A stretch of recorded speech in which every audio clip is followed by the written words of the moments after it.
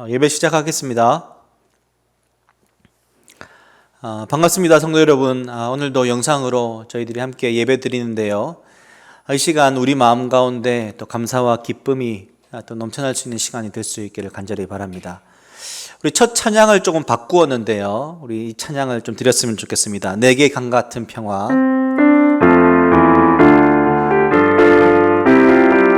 우리 가정에서 박수 치면서 내게 강 같은 평화, 내게 강 같은 평화, 내게 강 같은 평화 넘치네. 내게 강 같은 평화, 내게 강 같은 평화, 내게 강 같은 평화 넘치네. 내게 바다 같은, 내게 바다 같은 사랑, 내게 바다 같은 사랑, 내게 바다 같은 사랑 넘치네. 내게 바다 같은 사랑, 내게 바다 같은 사랑, 내게 바다 같은 사랑 넘치네. 내게 샘솟는 기쁨, 내게 샘솟는 기쁨, 내게 샘솟는 기쁨, 내게 샘솟는 기쁨 넘치네. 내게 샘솟는 기쁨, 내게 샘솟는 기쁨, 내게 샘솟는 기쁨 넘치네. 내게 믿음 소망 사랑, 내게 믿음 소망 사랑, 내게 믿음 소망 사랑, 내게 믿음 소망 사랑 넘치네. 내게 믿음 소망 사랑, 내게 믿음 소망 사랑, 내게 믿음 소망 사랑 넘치네. 아멘. 우리 한번 이 시간에 우리 한 주간 동안에 우리 감사의 나눔들을 좀 가졌으면 좋겠습니다. 한 주간 동안 우리가 어떻게 지냈었는지, 그리고 그 안에 어떤 감사가 있었는지 우리 한번 이 시간 가족들과 함께 또 나누시고, 또 홀로 이 가정을, 이 예배를 또 드리고 있는 우리 성도분들은 하나님 한 주간 동안 나의 삶들을 지켜오고 또 이끌어주신 그분께 우리 감사의 좀 고백을 좀 드렸으면 좋겠습니다. 한번 나누어 볼까요? 그리고 함께 고백해 봅시다.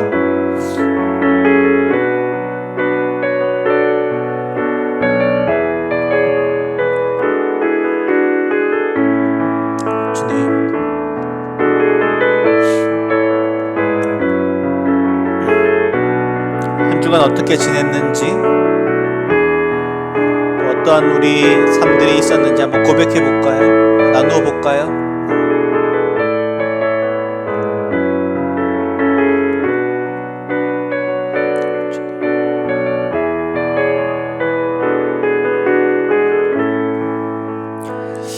이 시간 우리의 마음을 다해 우리 사도신경, 우리의 신앙을 고백하도록 하겠습니다. 나는 전능하신 아버지 하나님, 천지의 창조주를 믿습니다. 나는 그의 유일하신 아들 우리 주 예수 그리스도를 믿습니다. 그는 성령으로 잉태되어 동정녀 마리아에게서 나시고 본디오 빌라도에게 고난을 받아 십자가에 못 박혀 죽으시고 장사된 지 사흘 만에 죽은 자 가운데서 다시 살아나셨으며 하늘에 오르시어 전능하신 아버지 하나님 우편에 앉아 계시다가 거기로부터 살아있는 자와 죽은 자를 심판하러 오십니다. 나는 성령을 믿으며 거룩한 공교회와 성도의 교제와 죄를 용서받는 것과 몸의 부활과 영생을 믿습니다. 아멘.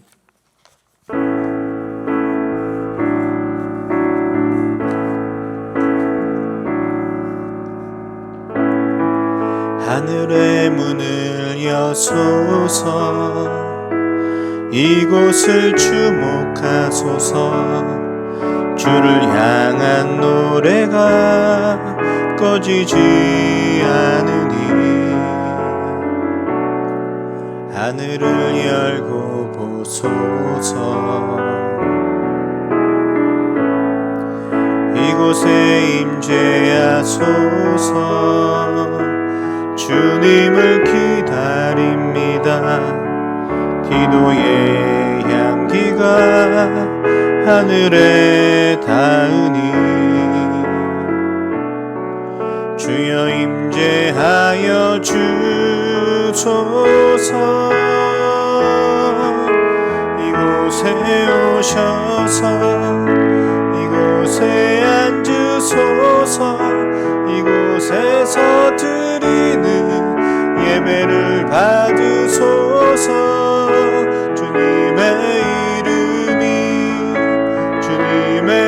이름만이 오직 주의 이름만 이곳에 있습니다.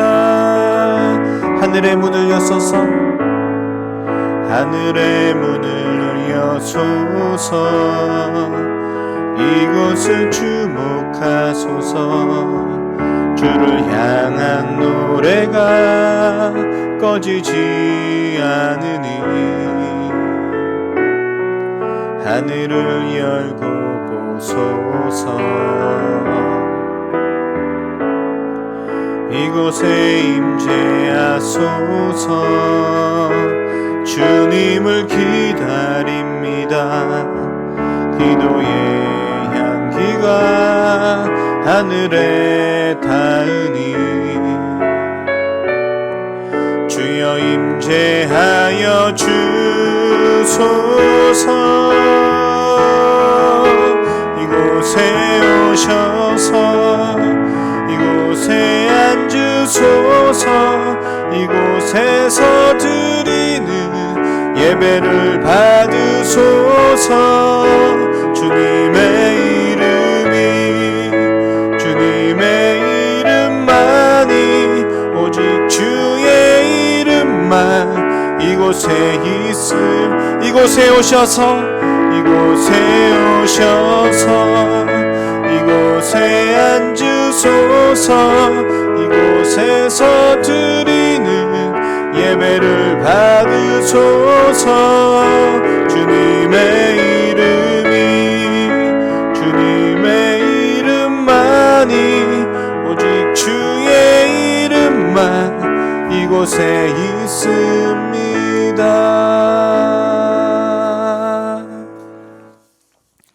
우리 기쁜 마음으로 우리 찬양을 드리도록 하겠습니다. 나의 가장 낮은 마음. 우리 박수치면서 찬양합시다.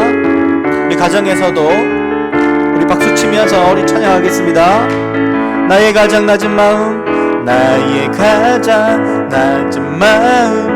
주님께서 기뻐하시고 작은 일에 큰 기쁨을 느끼게 하시는도다. 내가 지쳐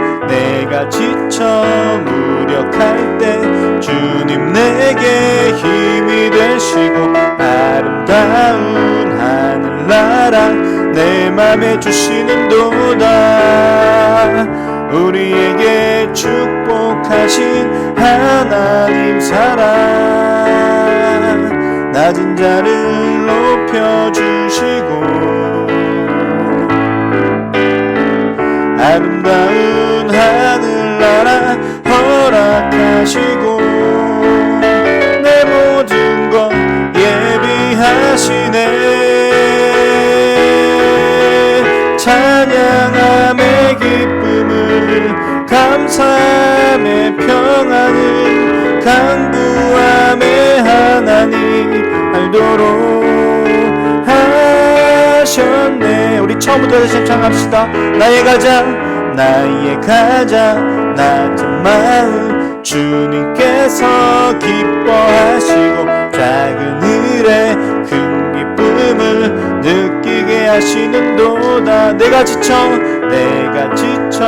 무력할 때 주님 내게 힘이 되시고 아름다운 하늘나라 내 맘에 주시는도다. 우리에게 축복하신 하나님 사랑 낮은 자를 높여주시고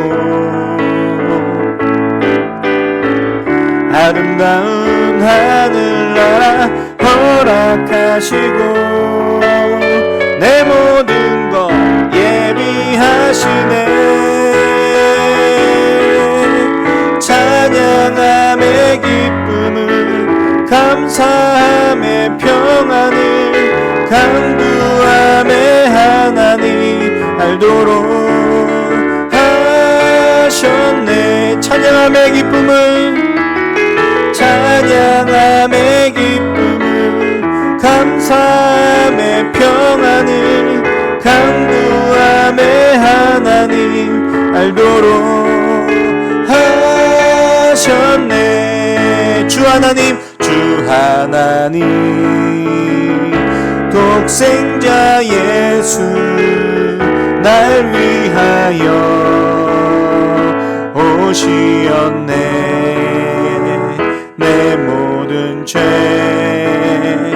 다 사시고 죽음에서 부활하신 나의 구세주 살아계신 주 나의 참된 소망 걱정 근심 전혀 없네. 사랑의 주내 갈 길은 노하니 내 모든 삶의 기쁨 늘 충만하네. 주 안에서 거듭난 생명 도우시는 주의 사랑 참 기쁨과 확신 가지고 예수님의 도우심을 믿으며 살는 주 나의 참된 소망 걱정 근심 전혀 없네. 사랑의 주내 갈 길은 무한히 내 모든 삶의 기쁨 늘 충만하네. 그 언젠가 주 뵐 때까지 주를 위해 싸우리라. 승리의 길 멀고 험해도 주님께서 나의 앞길 지켜주시리. 살아계신 주 나의 참된 소망 걱정 근심 전혀 없네. 사랑의 주내 갈 길은 노하니 내 모든 삶의 기쁨 늘 충만. 살아계신 주 나의 참된 소망 걱정 근심 전혀 없네. 사랑의 주내 갈 길은 노하니 내 모든 삶의 기쁨 늘 충만하네. 우리 이제 마지막 찬양을 드릴 텐데요. 지난주 우리가 사마리아 여인 말씀을 들었잖아요. 그 마음을 가지고 오늘도 그렇게 주님께서 나의 삶을 채워주실 것을 믿고 그 마음으로 우리 찬양을 좀 드렸으면 좋겠습니다.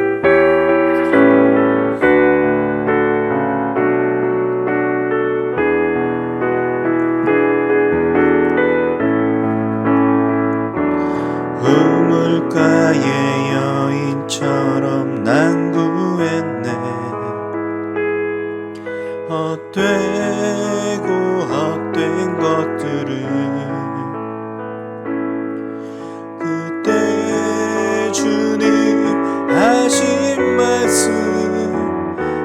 샘매와 생수를 마셔라. 오 주님 채우소서. 나의 잔을 높이 듭니다. 하늘 양식 내게 채워주소서. 넘치도록 채워주소서. 많고 많은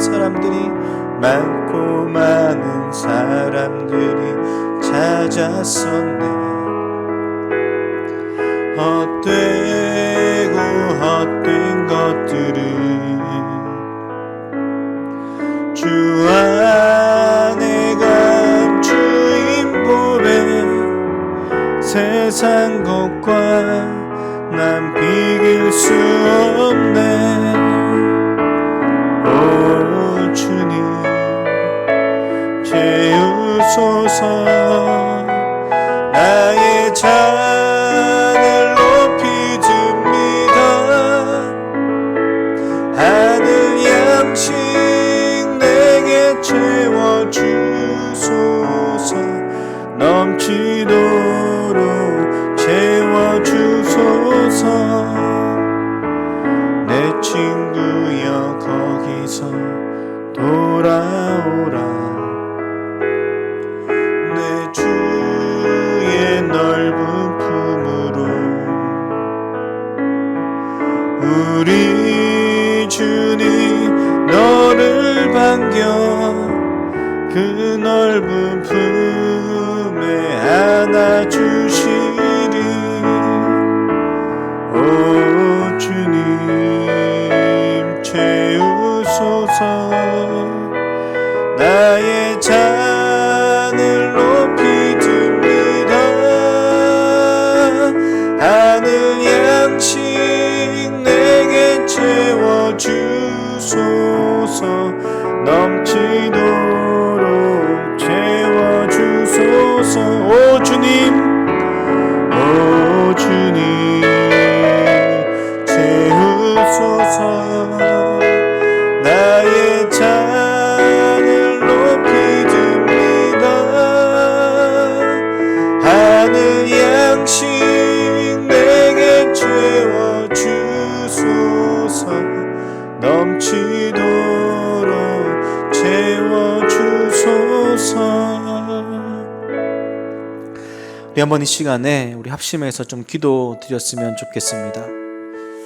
코로나19 이후의 시대, 성큼 우리에게 다가온 완전히 다른 우리 앞으로의 시대, 이 시대를 위해서 하나님 좀 은혜를 부어달라고, 이 시대를 우리가 또한 지혜롭게 그리고 또한 잘 준비해 나갈 수 있게 해달라고. 특별히 자녀들이 이제 조금씩 개학을 하고 학교를 가고 있는데, 이 오프라인 개학 안에 또한 여러 가지 어려움과 또한 상황의 변화들이 또한 아이들에게 어려움으로 다가오지 않고 이 시간들을 또한 잘 넘어갈 수 있도록 기도해 주시고, 이것을 또한 대처하고 또한 좀 해가고 있는 우리 학교와 우리 선생님들 뿐만 아니라 정부와 나라를 위해서, 또한 전 세계에 아직도 이 코로나로 인하여 고통받고 있는 많은 이들을 위해서 우리 한번 이 시간에 같이 좀 기도했으면 좋겠습니다. 기도하겠습니다. 하나님, 이 시간 간구하며 기도합니다. 하나님, 우리의 기도를 들어주십시오. 하나님, 이 시간 함께합니다. 이 시간 기도합니다. 주님, 변화되어진 세상, 전혀 다른 세상, 하나님, 하지만 그것을 또한 우리가 살아가야 되고, 또한 그곳 앞에 우리들이 매일매일 하루하루를 또한 버텨내야 되는데, 하나님, 그 시간들을 또한 지혜롭게 그리고 또한 변화된 세상을 또한 잘 순응하며 또한 따라갈 수 있게 하여 주시고, 그 안에서 또한 주님이 원하시고 바라시는 것이 무엇인지를 분별하며 살아갈 수 있도록 주님 은혜를 도하여 주십시오. 하나님, 또한 우리 자녀들 계약을 하고 또한 오프라인으로 이제 학교를 등교하고 있는데, 아버지, 등교하는 그 순차적인 등교 안에서도 주님 어려움이 없도록 주님께서 또한 지혜를 주시고 또 마음을 주시고 잘 또한 그 시간들을 감당할 수 있도록 은혜 도하여 주십시오.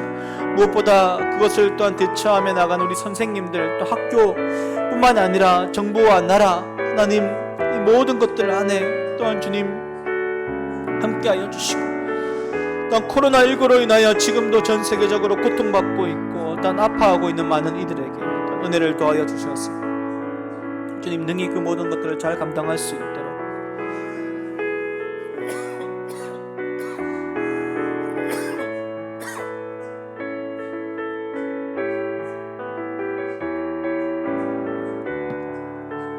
하나님 그 모든 것들을 선하게 인도하여 주십시오.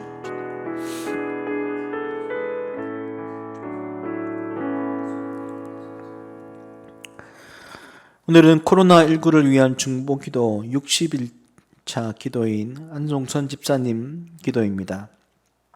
사랑의 하나님, 잠시의 유행병으로 끝날 줄로만 알았던 코로나가 전 세계로 확산되며 그 끝을 알 수 없는, 어쩌면 코로나 이전의 삶으로는 돌아갈 수 없다는 불안이 때때로 우리를 엄습해 옵니다.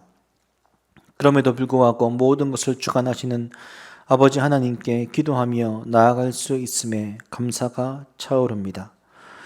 언젠가 코로나가 종식될 것을, 우리의 소중한 일상을 주님께서 회복시켜 주실 것을 믿습니다. 다만 그 시간이 오기까지 현 상황을 통해 주님께서 우리에게 바라시는 것은 무엇인지를 깨닫기를 소망합니다. 코로나를 통해 주님께서는 이 땅의 어두운 부분을 드러내셨습니다. 사랑과 생명의 가치를 소홀히 하는 이 땅의 가치와 문화, 그릇된 신앙에 미혹되어 있는 수많은 사람들, 퇴폐와 향락의 문화로 병들어 있는 우리 사회의 적나라한 모습을 우리는 알게 되었습니다. 많은 이들에게 혐오와 비난의 말과 감정들을 쏟아내며 저 또한 그러한 모습이었습니다. 하지만 이러한 우리의 모습은 가늠한 여인을 돌로 치려던 군중의 모습임을 깨닫습니다. 사회적 거리두기 속에서도 예배를 강행했던 일부 교회의 모습은 율법만을 강조하며 우리는 너희와 구별된 사람들이라는 그릇된 선민의식을 우리가 갖고 있었던 것은 아니었는지, 하나님의 복음과 사랑을 세상 가운데 전하는 것이 아닌 교회 울타리 안에서 우리만의 신앙을 키워갔던 것은 아니었는지 돌아보게 됩니다. 예수님은 우리를 정죄하러 오시지 않으셨습니다. 우리를 구원하기 위해 그 사랑의 마음으로, 사람의 모습으로 이 땅 낮은 곳으로 임하셨습니다. 그들을 정죄하는 것이 아니라 그들을 위해 기도하라 말씀하십니다. 하나님을 알지 못해 어두운 곳, 악의 영에 사로잡혀 있는 가여운 영혼들을 위해 기도하라 하십니다. 그 영혼들에게 올바른 복음이 전해지고 치유와 회복이 임하게 하시고 이단과 그릇된 문화와 가치가 이 땅 가운데 소멸될 수 있도록 하여 주시옵소서. 또한 교회 울타리를 넘어 세상 속으로 나아가 참된 복음과 주님의 참사랑을 온전히 전하는 이 땅 가운데 선한 영향력을 능히 펼치는 한국교회가 되게 하여 주시옵소서. 어렵고 힘든 상황 속에서도 날마다 방역 대책의 최일선에서 헌신과 수고를 아끼지 않고 있는 수많은 귀한 손길들을 주님 돌보아 주소서. 코로나 장기화에 따른 경제적 고통을 겪는 많은 이들이 있습니다. 이에 대한 효과적인 대응 정책들이 추진되고 현 상황이 해결되어 속히 문제가 해결될 수 있도록 하여 주시옵소서. 개학을 맞이하는 학교 현장에서 코로나 확산 없이 안정적인 학사 운영되게 하시옵고, 이를 계기로 우리 사회가 조금씩 일상을 회복해 나갈 수 있도록 하여 주시옵소서. 이 모든 것 살아계신 우리 구주 예수 그리스도의 이름으로 기도드립니다. 아멘. 오늘 말씀은 요한복음 2장입니다.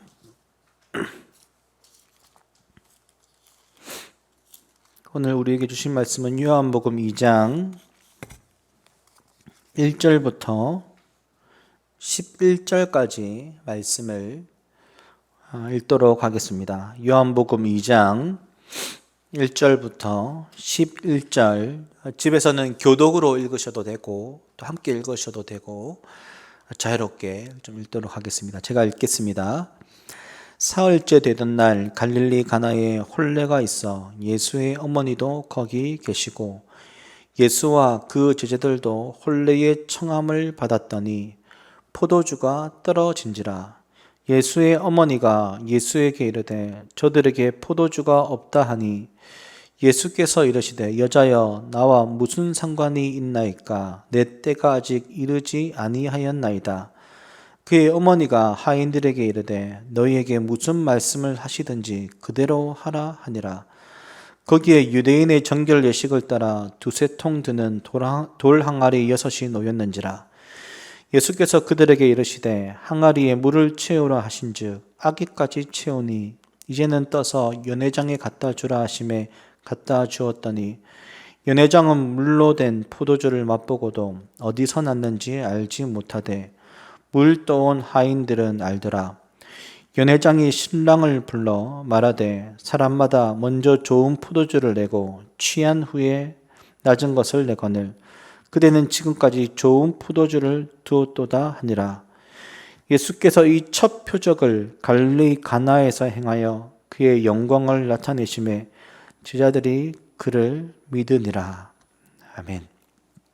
오늘 예수님의 이적 이야기 첫 번째 가나의 혼인 잔치라는 제목으로 목사님 말씀 증거해 주시겠습니다.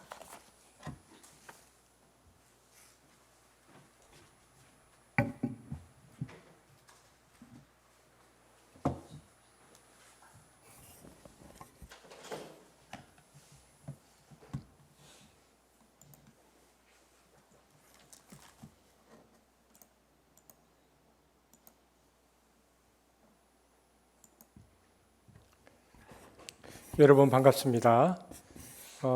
우리가 지난주까지 예수님을 만난 사람들 12번째 이야기를 함께 나누었고요. 오늘부터는 예수님의 이적 이야기를 나누려고 하는데 정확한 표현은 표적으로 계시된 말씀입니다. 표적으로 계시된 말씀, 예수님의 이적 이야기를 또 오늘부터 또 함께 나누려고 합니다. 제가 잠시 다시 기도하겠습니다. 사랑해 주님 감사합니다. 오늘도 주께서 또 우리를 부르시며 또 우리 예배 가운데 임재하실 것을 소망합니다. 주님, 우리들에게 말씀의 깨달음을 주시며 이 말씀으로 또 한 주간을 살아갈 수 있는 힘을 우리에게 더하여 주옵소서. 예수님 이름으로 기도합니다. 아멘. 사도 요한은 예수님의 공생의 3년을 7개의 표적을 중심으로 풀어가고 있습니다. 7개의 표적인데요. 원래 이 표적이라는 단어는 요한복음에만 나타나는 아주 특별한 단어입니다. 다른 공간복음에서는 주로 기적 혹은 이적 또는 하나님의 크신 일이라는 표현들로 나오고 있는데요. 자, 그렇다면 여러분 기적과 표적의 차이는 무엇일까요? 여러분 기적이라는 것은 하나님의 권능으로 우리의 이성과 경험 법칙을 넘어선 일이 일어나는 것입니다. 그래서 기적을 대하는 사람들은 다 놀라죠. 공간복음에서는 그래서 예수님이 이적을 행할 때마다 무리들이 놀라더라라는 반응을 보이는 것으로 기록되고 있습니다. 그러나 표적은 다릅니다. 표적은 기적 더하기 의미입니다. 그러니까 예수님은 언제나 이 이적을 통해서 자기가 누구인가를 계시하시는데요. 그때 우리는 그것을 표적이라고 말하는 것입니다. 요한의 7개의 표적을 살펴보면 주님은 항상 표적을 행하시고 나서 연이어서 영어 성경에서는 I am, 나는 누구다 라고 7번에 걸쳐서 자기를 계시하는 것을 볼 수 있습니다. 그 중에서 몇 가지만 살펴보면요. 이렇듯 이적과 달리 표적은 그 특징이 예수님께서 자기가 누구인가를 드러내고 있는데요. 한번 살펴보겠습니다. 보리떡 5개와 또 물고기 2마리로 5,000명을 먹이신 이적을 통해서는 예수님께서 자신의 몸인 생명의 떡을 주시는 분임을 소개하고 계십니다. 요한복음 6장 35절이죠. 우리 다 함께 말씀을 읽어보겠습니다. 6장 35절 시작. 예수께서 이르시되 나는 생명의 떡이니 내게 오는 자는 결코 줄이지 아니할 터이요 나를 믿는 자는 영원히 목마르지 아니하리라. 또 있습니다. 날 때부터 소경된 사람을 고쳐주신 기적을 통해서는 예수님을 세상의 빛, 그러니까 우리에게 빛을 주시는 분으로 자기를 소개하고 있습니다. 요한복음 8장 12절이죠. 시작. 예수께서 또 말씀하여 이르시되 나는 세상의 빛이니 나를 따르는 자는 어둠에 다니지 아니하고 생명의 빛을 얻으리라. 또 있습니다. 7번째 표적에 보면 죽은 나사로를 살리시는 역사 속에서는 예수님은 우리에게 생명을 주시는 분이다 라고 나타나고 있는데요. 요한복음 11장 25절입니다. 시작. 예수께서 이르시되 나는 부활이요 생명이니 나를 믿는 자는 죽어도 살겠고. 그래서 사도 요한이 이렇게 7개의 표적을 기록하면서요. 7개의 표적은 기적 더하기 의미인데 왜 기적 더하기 의미를 기록해 놓았냐면 그 목적이 요한복음 20장 30절, 31절에 나옵니다. 함께 읽겠습니다. 시작. 예수께서 하나님의 아들 그리스도임을 믿게 하려 함이요 라고 되어 있습니다. 여러분, 그러니까 우리가 보면 이 7개의 표적을 통해서 예수님께서 우리에게 말씀하시려는 것은요, 기적 더하기 의미인데 그 기적 더하기 의미의 목적은 예수님께서 하나님의 아들이시다, 그리스도이시다는 것을 우리에게 믿게 하려 함이라고 성경은 말하고 있습니다. 자, 오늘 우리가 이제 살펴보는 가나안 혼인 잔치 표적은요, 요한복음에 나오는 7가지 표적 중에 첫 번째 표적입니다. 첫 번째 표적인데요. 우리가 1절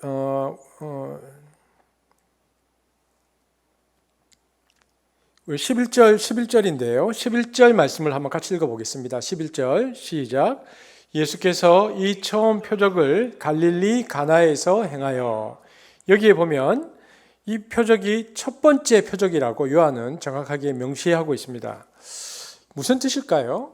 이것은 예수님께서는 이전에 한 번도 표적을 행하지 않았다는 뜻이겠죠. 왜 이 말이 나왔냐면요. 여러분, 외경도 있고요. 우리가 읽고 있는 성경은 정경인데 외경도 있고 위경도 있는데요. 외경이나 위경에서는 예수님의 유아기나 청년기에 기적들을 행했다는 기록들이 있습니다. 그런데 그게 사실이 아니라는 것을 지금 우리에게 증명해 주고 있습니다. 예수님은 어릴 때에, 유아기 때나 청년기 때, 그래서 자신과 자신의 가족을 위해서 기적을 행하신 적이 없습니다. 여러분, 예수님께서 몫으로 일하실 때에 이 구부러진 못을 펴기 위해서 망치를 사용하셨지 신적 능력을 발휘해서 이렇게 뭔가를 펴지 않았다는 말입니다. 광야에서 40일 동안 아무것도 먹지 못한 채 허기졌을 때도 자신을 위해서 예수님께서 신적 능력을 발휘하여서 빵을 만들지 않으셨습니다. 이렇듯 지금까지 예수님은 아주 평범한 사람으로 성장하셨고요. 공생애를 시작하시면서 첫 번째 이적으로 물로 포도주를 바꾸시는 일을 했다. 이것은 첫 번째다라고 요한이 말하고 있습니다. 그런데 이 첫 표적이란 말은요, 가장 먼저 행하신 표적이라는 뜻도 있지만 동시에 이것은 가장 근본적인 표적이고 가장 중요한 표적이다라는 뜻도 지니고 있습니다. 서론에서도 말했지만 표적, 이 세메이온이라는 것은요, 어떤 실체를 가리키는 기능을 얘기합니다. 이것은 뭐와 같으냐면 여러분, 고속도로에서의 표지판과 같습니다. 여러분, 이 고속도로 한번 보십시오. 지금 보면 대전, 수원 이렇게 나오죠. 근데 우리는 이 표지판을 보면서요, 대전, 수원 이 표지판 자체를 주목하지 않습니다. 우리가 이 표지판을 보는 이유는 뭡니까? 143km 뒤에는 대전이 있다는 거죠. 그리고 23km 뒤에는 수원이 있다. 이런 것이죠. 그러니까 이 표지판이 가리키는 목적이 있는 것처럼요, 이 기적의 목적은 다름 아닌 예수님의 신적 정체, 그분은 하나님의 아들이고 그리스도이시다는 것을 나타내고 있고요. 이 표적은 그래서 예수님의 영광을 드러냅니다. 그래서 요한복음 2장 11절에 보면 예수께서 이 첫 표적을 갈릴리 가나에서 행하여 그의 영광을 나타내심에, 그죠? 표적이 기적을 넘어서 예수님이 누구인지, 그래서 그의 영광을 나타내니까 그 영광이 드러난 결과로 어떻게 되어 있다고 되어 있습니까? 제자들이 예수님을 믿었다라고 기록하고 있습니다. 요한복음 2장 11절, 제자들이 그를 믿으니라. 그러니까 주님은 가나의 첫 표적을 행하심으로 예수님을 따르는 제자들, 즉 사도들을 믿음으로 이끄셨던 것입니다. 표적의 목적은 믿음에 이르는 데 있습니다. 우리는 여기에서 요한의 마음을 읽을 수 있습니다. 여러분, 마태, 마가, 누가복음과요, 요한복음은 기록의 시기가 상당히 거리가 있습니다. 몇십 년 차이가 납니다. 요한은 어떤 생각을 했냐면 예수님이 공생의 기간 동안에 수많은 기적을 행하셨는데요, 사람들이 예수님의 이 수많은 기적을 보았지만은 결국 허망하게 떠나가 버린 군중들을 바라보면서 왜 이들은 기적을 보면서도 떠날 수밖에 없었을까에 주목했다는 것입니다. 그러면서 그 이유가, 그렇구나, 그들은 기적에 집착해서 그 기적의 참된 목적인 표적까지 나가지 못하였구나. 그렇기 때문에 우리에게 중요한 것은 기적이 아니고 표적이다라고 생각하고, 요한복음을 기록할 당시에는 집요하리만큼 표적의 중요성을 강조하면서 예수님의 공생애를 아예 7가지 표적을 중심으로 풀어내고 있다는 것을 볼 수 있습니다. 여러분, 마가복음 6장에 보면요, 빵 5개와 물고기 2마리로 수천 명을 먹이신 기적을 행하신 후에 예수님께서는 제자들과 군중들을 다 보내시고 홀로 산으로 올라가서 기도하셨다라고 되어 있습니다. 새벽녘에 예수님께서 이제 제자들이 탄 배가 역풍을 만나서 막 배를 젓느라고 몹시 애를 쓰고 있는 것을 보시면서 예수님께서 물 위로 걸어서 그들을 향하여 가십니다. 그런데 제자들이 물 위를 걸어오시면서 다가오시는 예수님을 유령인 줄 알고 막 비명을 지르는 장면이 있습니다. 예수님께서 제자들에게 이렇게 말씀하시죠. 나다. 겁내지 말고 안심하여라라고 제자들을 안심시킵니다. 그리고는 바람을 그치게 하시죠. 근데 바람이 그치니까 제자들이 더 겁을 먹고 어찌할 바를 모릅니다. 그런 그들의 행동을 마가는, 그리고 그런 그들의 마음을 마가는 이렇게 서술합니다. 마가복음 6장 52절인데요. 함께 보겠습니다. 6장 52절 시작. 이는 그들이 그 떡 떼시던 일을 깨닫지 못하고 도리어 그 마음이 둔하여졌음이러라. 이것을 공동번역으로 한번 읽어볼까요? 공동번역을 읽겠습니다. 시작. 그들은 아직 깨닫지 못하였던 것이다. 이렇게 마가가 말하는 것입니다. 마가는 어떤 안타까움이 있었냐면, 제자들이, 예수님께서 빵을 먹이는 기적의 의미를 제자들이 정말 깨달았다면, 이게 어떤 의미인지 정말 깨달았다면, 그러니까 그런 그 물고기 2마리와 빵 5개로 5천 명이 넘는 사람들을 그 최악의 조건 속에서도 빵을 들고 하늘을 우러러보시면서 하나님께 감사의 기도를 올리고, 그리고 그분의 마음을, 그러니까 당신의 몸을 수천 개의 조각으로 쪼개는 사람들을 향한 그들의 마음을 보았더라면, 그 마음을 먹었더라면 지금 물 위로 걸어오시는 예수님을 보면서도 겁을 먹지 않았을 것이다라는 것입니다. 그러나 제자들은 아직 예수를 보지 못하고 있었습니다. 흥분하여서 빵은 먹었지만 그분의 마음은 먹지 못했죠. 그러니까 기적을 보면서도 기적을 보지 못하였던 것입니다. 여러분, 그렇다면 우리는 예수께서 빵 5개와 물고기 2마리로 수천 명을 먹이신 기적에서 무엇을 봅니까? 저와 여러분은 여기에서 무엇을 보죠? 홍해 바다가 갈라지고, 사막에서 만나가 내리고, 바위에서 물이 솟아나고, 소경이 보고, 안전뱅이가 걷고 죽은 자가 살아나는 이야기를 들으면서 여러분은 무엇을 느끼십니까? 사람들이 이런 이야기를 하곤 하는데요. 옛날에는 많은 기적이 일어났는데 요즘에는 기적이 일어나지 않는다고 말하는 사람들을 종종 봅니다. 선교지에서는 기적이 일어나는데 현대화된 도시에서는 그런 일이 잘 일어나지 않는다고 말합니다. 여러분, 정말 그렇습니까? 여러분, 마가복음 6장 52절 뭐라고 되어 있습니까? 그들은 마음이 무디어 군중에게 빵을 먹이신 기적도 아직 깨닫지 못하였던 것이다. 그러니까 여러분, 지금 우리에게 필요한 것은요, 우리가 무딘 우리의 마음을 풀고 기적의 참된 의미를 깨닫는 일들이 우리에게 일어나게 하는 것입니다. 우리가 성령님의 도움으로 우리의 무딘 마음을 풀고 보면 우리에게 무엇이 보일까요? 여러분, 세례를 받은 우리들에게는요, 옛적의 그 기적보다 더한 기적이 일어나고 있다는 것을 무딘 마음을 풀고 보면 우리가 알 수 있다는 것입니다. 여러분, 로마서 6장 3절에서 5절까지 말씀 한번 같이 읽어볼까요? 무딘 마음을 풀면 이 말씀이 보이는 것입니다. 함께 보겠습니다. 시작.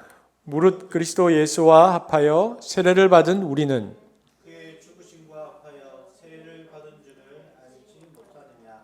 그러므로 우리가 그의 죽으심과 합하여 세례를 받음으로 그와 함께 장사되었나니 이는 아버지의 영광으로 말미암아 그리스도를 죽은 자 가운데서 살리신 것 같이 우리도 또한 새 생명 가운데서 행하게 하려 함이라.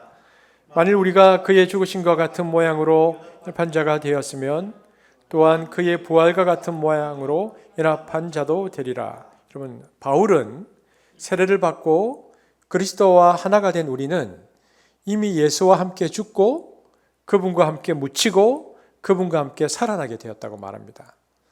이보다 더 큰 기적이 우리에게 일어날 수 없다고 말하는 것입니다. 그러니까 죽은 듯 살던 내가 그리스도의 생명으로 다시 살아나게 된 것보다 더 큰 기적을 우리가 기대할 수 있겠는가라고 도전하는 것이죠. 무딘 마음을 풀고 보면 이것이 기적이라는 것입니다. 그러므로 오늘 우리의 예배는 내가 바라는 무엇, 그러니까 그것이 위로든 격려든 확신이든 그것을 넘어서 우리에게 일어난 이 놀라운 기적을 깨닫는 시간이어야 합니다. 사실 생각해 보면요, 급박한 상황에 처해 있을 때 하나님께 매달리면서 간절한 염원을 담아서 기도를 하는 것은 우리 인간들의 너무나 자연스러운 어떤 모습이죠. 또 신변에 닥친 불행이 혹시 하나님께서 내리신 벌이 아닐까, 또 하나님께서 나를 버리신 것이 아닐까 두려워하면서 마음을 조아리고 불행이 행복으로 바뀌는 기적을 바라는 그 기도도 생각해 보면 허물이 없습니다. 또 우리가 공경에 처했을 때 하나님께 덕 매달리면서 기적을 바라는 것은 어떤 상황에서도 하나님께서 자기와 함께 계신다는 것을 신뢰하는 긍정적인 표현이기도 합니다. 그리고 어쩌면 그것은 나약한 인간의 가장 순수한 마음의 표현일 수도 있습니다. 하지만 성숙한 신앙인은, 그러니까 죽은 듯 살던 내가 그리스도의 생명으로 다시 살아나게 된 것을 알게 된 그리스도인은, 그 성숙한 신앙인은 소위 기적이 일어나지 않는 곳에서도 하나님을 믿는 마음에는 흔들림이 없다라는 것입니다. 가난이 부로 바뀌고 죽을 병이 깨끗이 치유되고 더 이상 아프지도 죽지도 않을 기적이 일어나지 않았다고 해도 그런 변화가 기적이 아니라 삶 자체가 하나님의 기적임을 믿는 것이 참된 신앙이라는 것입니다. 그래서 그 사람은 자기가 지금 이 대지 위에서 숨을 쉬고 있다는 것이, 지금 내가 이런 가난을 누리고 있다는 것이, 혹은 지금 내가 이런 부를 누리고 있다는 것이, 그리고 사랑하는 사람과 내가 지금 마음을 나누고 있다는 것이, 그리고 절망 가운데 희망할 수 있다는 것이, 아픔 가운데 하나님께 기도할 수 있다는 것이 기적임을 아는 것입니다. 언제 어디서나 아버지께 감사할 수 있음이 기적임을 깨닫는 것이죠. 그러므로 그것을 아는 사람은요, 사실 모든 것이 기적입니다. 그러니까 예수님께서 우리에게 바라시는 것은 모든 것을 이런 눈으로 바라보고 믿는 믿음, 그리고 그런 마음으로 사는 것이죠. 여러분, 이것이 표적의 신앙입니다. 그러니까 그분은 우리에게 기적 이전에 신앙을 바라십니다. 여러분, 우리가 도표에도 나오지만요, 기적의 신앙이 아니라 뭘 요구하십니까? 신앙의 기적을 요구하시는 것입니다. 하나님께서 우리에게 요구하시는 표적의 신앙이라는 것은 그래서 기적의 신앙이 아니라 신앙의 기적이죠. 그러면 오늘 본문 말씀을 한번 들어가 보겠습니다. 2장 1절 말씀 함께 읽겠습니다. 2장 1절입니다. 시작. 사흘째 되는 날 갈릴리 가나에 혼례가 있어 예수의 어머니도 거기 계시고 예수와 그 제자들도 혼례에 여러분 보십시오. 첫 번째 표적이 일어난 날짜를 요한은 특별하게 언제 그런 일을 쓰다고 되어 있습니까? 사흘째 되던 날이라고 강조하면서 기록하고 있는 것을 볼 수 있습니다. 그런데 이 사흘은 어떤 의미를 담고 있는 사흘일까요? 여러분 요한복음 1장부터 보면요. 요한복음 1장 19절 이후에 요한은요. 유달리 날짜를 계속 주의 깊게 기록합니다. 28절까지 보면 세례 요한이 요한복음 1장부터 요한복음 1장 28절까지 보면 세례 요한이 광야에 나타나는데 세례 요한의 등장을 예수님의 공생의 첫날로 기록합니다. 세례 요한이 등장하셨고 그것이 예수님의 공생의 첫날이다. 그리고요. 29절을 보십시오. 29절에 보면 이튿날이라고 되어 있습니다. 그러니까 세례 요한이 예수님을 만난 날입니다. 첫날은 세례 요한이 등장한 날이고요. 그 이튿날은 예수님이 세례 요한을 만난 날이죠. 이 말은 바로 전날에 예수님을 염두에 둔 말입니다. 35절에 보면 또 이렇게 되어 있습니다. 또 이튿날 요한이 자기 제자 중 두 사람과 함께 섰다가 이게 3일째 되는 날이죠. 그 다음 날이니까. 그러니까 요한의 제자들이 또 예수님을 본 날입니다. 그리고 43절에 보면요. 또 이튿날이라고 되어 있습니다. 예수님께서 나다나엘을 만난 날입니다. 이제 4일이죠. 그리고 2장 1절에 보면 그 후 사흘 되던 날에 되어 있습니다. 그러니까 바로 예수님의 공생의 며칠을 말합니까? 오늘은 7일째입니다. 요한은 이렇게 예수님의 공생애를 7일이라는 시간에 맞추면서 기록하므로 하나님께서 이 땅을 7일 동안 창조하셨던 것처럼 예수님도 재창조의 7일을 지금 보내고 계심을 우리에게 명료하게 보여주고 있다는 것을 알 수 있습니다. 바로 그 7일째 되는 날에 오늘 예수님은 가나의 혼인잔치에 참석하신 것입니다. 그러니까 공생의 시작 7일째 되는 날에 주님은 첫 표적으로 사람을 살리거나 병을 고치신 것이 아니고 물을 포도주로 바꾸어 주심으로 주님 자신이 바로 물질 세계의 창조주이심을 장엄하게 드러내고 있는 것입니다. 세상을 창조하셨던 그 말씀이 육신을 입고 오사 세상에 참 빛이심을 드러냄으로써 갈릴리 가나에서 그 창조주의 영광을 처음 나타내셨고 그 결과 제자들이 믿음이 일어났다고 본문 11절이 기록하고 있는 것이죠. 그래서 그 영광을 나타내심에 제자들이 그를 믿으니라. 나와 있지 않지만 가로로 치면 창조주의 그 영광을 나타내심에 제자들이 그를 믿으니라. 요한은 그렇게 기록하고 있는 것입니다. 요한복음 2장 1절 2절 그러면 함께 읽어보겠습니다. 시작. 사흘째 되는 날 갈릴리 가나에 혼례가 있어 예수의 어머니도 거기 계시고 예수와 그 제자들도 혼례의 청함을 받았더니 여기 헬라 본문에는요. 예수의 어머니가 거기 계시고 그러나 대라는 말 혹은 그리고 예수님과 제자들은 초청받았다라고 되어 있습니다. 그러니까 여기 보면 거기에 계셨다 할 때 이 n이라는 말은요. 지속적인 행위를 나타내는 미완료 시제입니다. 그러니까 이는 마리아가 혼인잔치가 시작되기 전부터 이미 그곳에 있었다라는 표현입니다. 예수의 어머니는 먼저 결혼식에 가 있었고 예수님과 제자들은 따로 초청을 받아서 참석했다는 말입니다. 시간이 다릅니다. 더군다나 예수님의 어머니는 포도주가 떨어진 것을 알았죠. 이것은 마리아가 이 결혼식과 어떤 관계가 있다는 것을 암시합니다. 그러므로 예수의 어머니는 혼인잔치에 초대받은 손님이라기보다는 잔치를 돕는 사람처럼 보입니다. 그냥 손님이 지나지 않았다면 어떻게 잔치집 일꾼에게 지시를 내릴 수 있겠습니까? 그래서 오늘 이 마리아는 이 이야기에서 굉장히 중요한 역할을 맡고 있는데요. 이 이름이 3번이나 등장하는 것을 보면 알 수 있습니다. 전설에 따르면 마리아가 신랑의 이모가 된다고 전합니다. 그러니까 말하자면 신랑의 어머니와 예수의 마리아는 자매지간인 거죠. 이렇게 의미 깊은 사흘 되던 날에 갈릴리 가나에 혼인잔치가 있었는데 홀연 위기 상황이 벌어집니다. 3절에 보니까 뭐라고 되어 있습니까? 한번 딱 짧은 문장인데 한번 같이 읽어보겠습니다. 시작. 포도주가 모자란지라. 여러분, 포도주의 모자람 과연 어떤 위기입니까? 포도주가 모자랐다는 게 이 당시 문화로서는 어떤 것이죠? 이 당시 유대인의 결혼 축제 문화의 그 공동체적인 측면을 살펴보면 이것이 어떤 성격의 위기인지를 알 수 있습니다. 우리 한국 문화는요, 체면 문화죠. 그런데 근동 사람들의 문화는 소위 수치 문화입니다. 그러니까 예수님의 비유 중에 이런 게 나와요. 한 불의한 청지기가 쫓겨나게 되는 상황에서 빚진 자를 불러다가 임의로 탕감해 주는 이야기가 나오는데, 그때 이 청지기가 뭐라고 말하고 있느냐 하면요, 내가 이제 쫓겨나서 굶어 죽게 되었구나 이렇게 말하지 않고, 누가복음 16장 3절에 보면 내가 이제 쫓겨나서 피로 먹자니 부끄럽다라고 되뇌이고 있습니다. 즉 예수님 당시에 유대인들의 의식 구조는 수치를 굶어 죽는 것보다 더 괴로워했다는 사실을 보여주고 있습니다. 수치 문화죠. 따라서 이들은 혼인 예식을 단순한 신랑 신부의 잔치로 여긴 것이 아니고 마을 전체의 체면이 걸린 아주 중요한 행사로 생각했습니다. 그래서 결혼식을 할 때 신랑 신부의 아버지가 혼인잔치를 주관한 것이 아니고 마을에서 가장 연륜이 있는 노인을 모셔다가 그분을 연회장으로 세워서 주관하게 하곤 했습니다.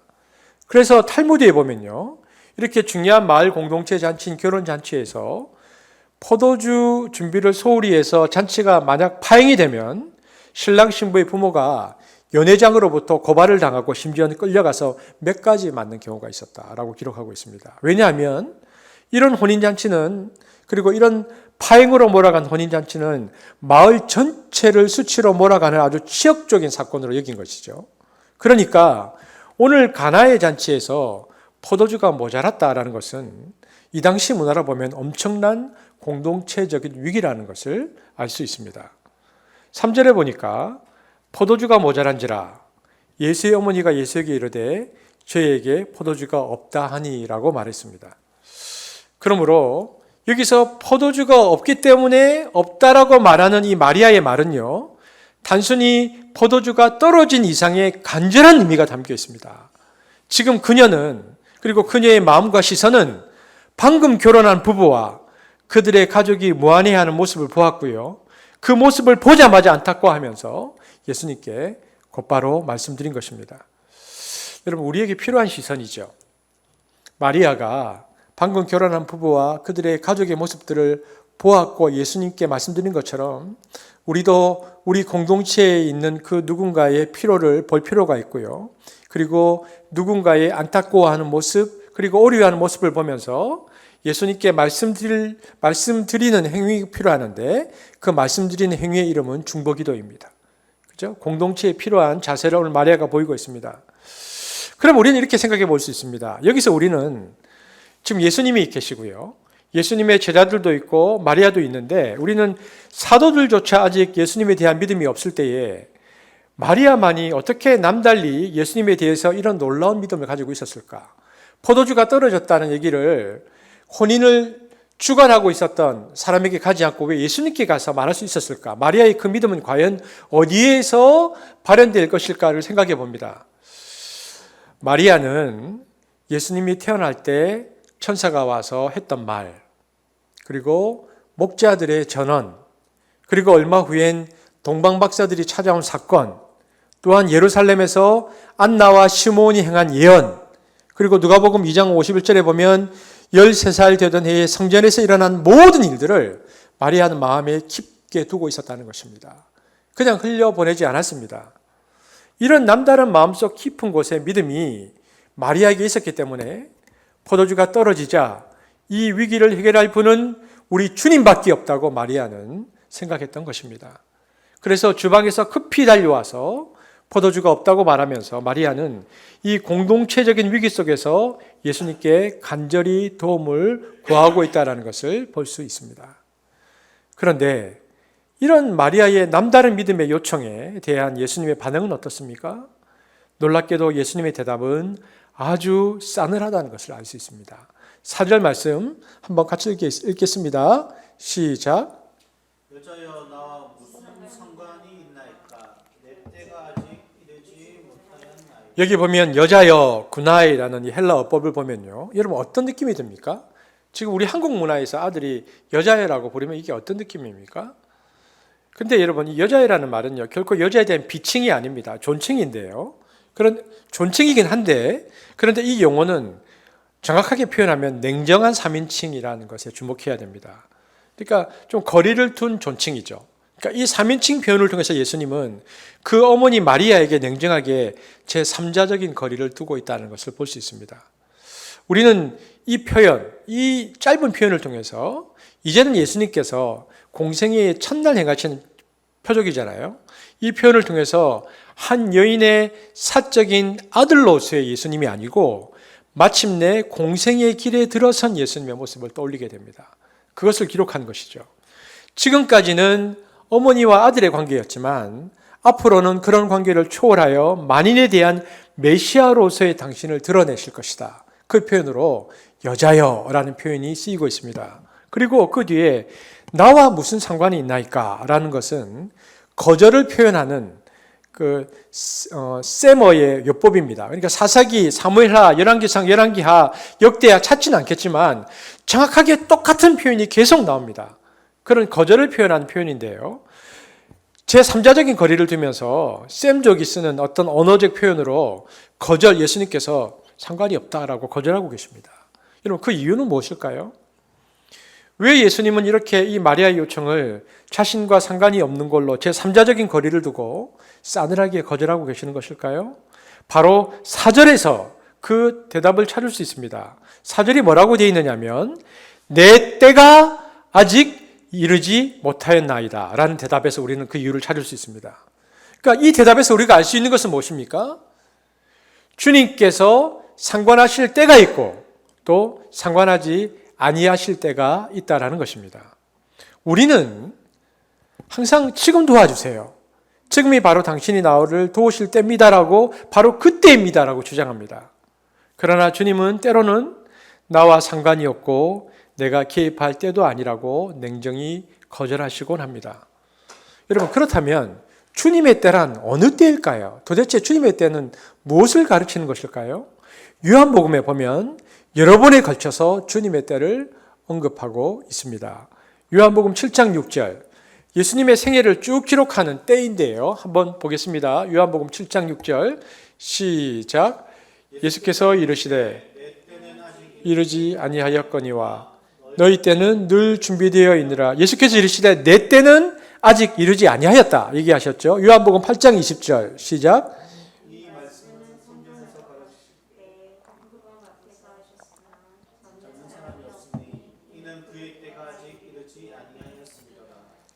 아직 예수님을 잡는 사람이 없는 이유는 그의 때가 되지 아니하였다. 그러면 도대체 무슨 때를 말할까요? 요한복음 12장 23절 시작. 예수께서 대답하여 이르시되 인자가 영광을 얻을 때는 언제일까요? 요한복음 17장 1절 시작. 예수께서 이 말씀을 하시고 눈을 들어 하늘을 이루시되 아버지여 때가 이르렀사오니 아들을 영화롭게 하사 아들로 아버지를 영화롭게 하게 하옵소서. 여러분 좀 짐작이 가십니까? 지금 읽으면서 이 모든 문맥을 살펴보면 그때는 바로 주님이 십자가에 못 박혀 죽으실 때를 가리키고 있습니다. 그러니까 요한복음에서 말하는 때는 주님의 십자가의 때이죠. 그러니까 주님은 잔치석상에서도 주변 사람들이 노래 부르며 흥청거리고 있을 때에도 홀로 자기가 이 사람들을 위해서 십자가를 져야 할 때를 깊게 생각하고 계셨다라는 것을 알 수 있습니다. 가나의 혼인잔치에서도 모든 사람이 웃고 있을 때 주님은 홀로 십자가를 묵상하고 계셨던 것입니다. 공생의 첫날, 첫 표적에서. 그래서 요한복음에 나타나는 7개의 표적은 바로 이 때와 상관이 있는 표적입니다. 7개의 표적은요, 모두 예수님의 십자가의 때와 상관이 있는 표적이라는 것을 알 수 있습니다. 십자가에서 완성될 그 속죄의 영광, 하나님의 아들이 그 모든 구원의 빛을 찬란히 드러낼 그 십자가 영광의 때를 미리 잠깐 보여주는 때가 바로 7가지 표적의 기적 사건입니다. 그 표적의 사건을 통해서 예수님의 십자가의 그 영광의 때를 언뜻 살짝 먼저 우리에게 보여주시고 계시는 것이죠. 이렇게 내 때가 아직 이르지 못하였나이다 라고 하시며 마리아 요청을 거절하신 예수님의 모습에서 오늘 우리가 알아야 할 것은요, 하나님의 이적은, 하나님의 기적은 결코 인간의 필요를 채우기 위한 차원에서 일어나지 않는다라는 것입니다. 그런 차원에서의 이적 요청을 주님은 항상 거절하십니다. 왜냐하면 그것은 사람의 때이기 때문에 그렇죠. 그러면 주님은 언제 역사하실까요? 십자가의 진리가 드러날 때에만 주님은 이적을 행하신다라는 것입니다. 소위 인간의 필요보다는 하나님의 필요가 우선시 되어지고, 인간의 뜻보다는 하나님의 뜻이 우선되어지고, 인간의 때보다는 하나님의 때에 맞춰서만 역사하시는 우리 주님의 모습을 오늘 본문은 우리에게 보여주고 있습니다. 주님은 사람들의 요구, 사람들의 소원에 맞춰서 사시는 분이 아니십니다. 주님의 스케줄은 사람들의 시간표에 따라서 맞춰져 있지 않습니다. 비록 우리가 주님의 전능성에 대한 온전한 믿음이 있다 하더라도 우리는 이 믿음을 너무 자주 내 개인의 필요와 내 욕망을 채우려는 측면에서 사용할 때가 많이 있습니다. 우리는 고통과 힘듦 속에서 하나님께 간절히 기도하거나 회개하기도 합니다. 혹시 빨리 회복시켜 주실까 봐 더욱더 열심을 내어서 기도하기도 합니다. 그러나 생각해 보면 우리는 기도조차도 우리들의 통제 아래에 두려워 한다는 것입니다. 생각해 보면 응답조차도 우리들의 통제 아래에 두려워합니다. 그러면 그때마다 우리 주님은 이렇게 말씀하십니다. 나와 무슨 상관이 있느냐? 내 때가 아니다. 이렇게 말씀하시는 것입니다. 여러분, 그런데 놀라운 것이 있습니다. 놀라운 사실은요, 이 메시지를 주님께서 이렇게 툭 전하셨는데 오늘 마리아가 즉시 알아들었다는 사실입니다. 마리아는 그래서 자기의 태도를 바로 교정합니다. 아, 내가 잘못 구했구나. 그래서 즉시 온전하게 바뀌어진 마리아의 태도가 바로 그 다음 5절에 나옵니다. 자, 5절 보십시오. 마리아의 태도가 바뀌었습니다. 5절을 보겠습니다. 시작.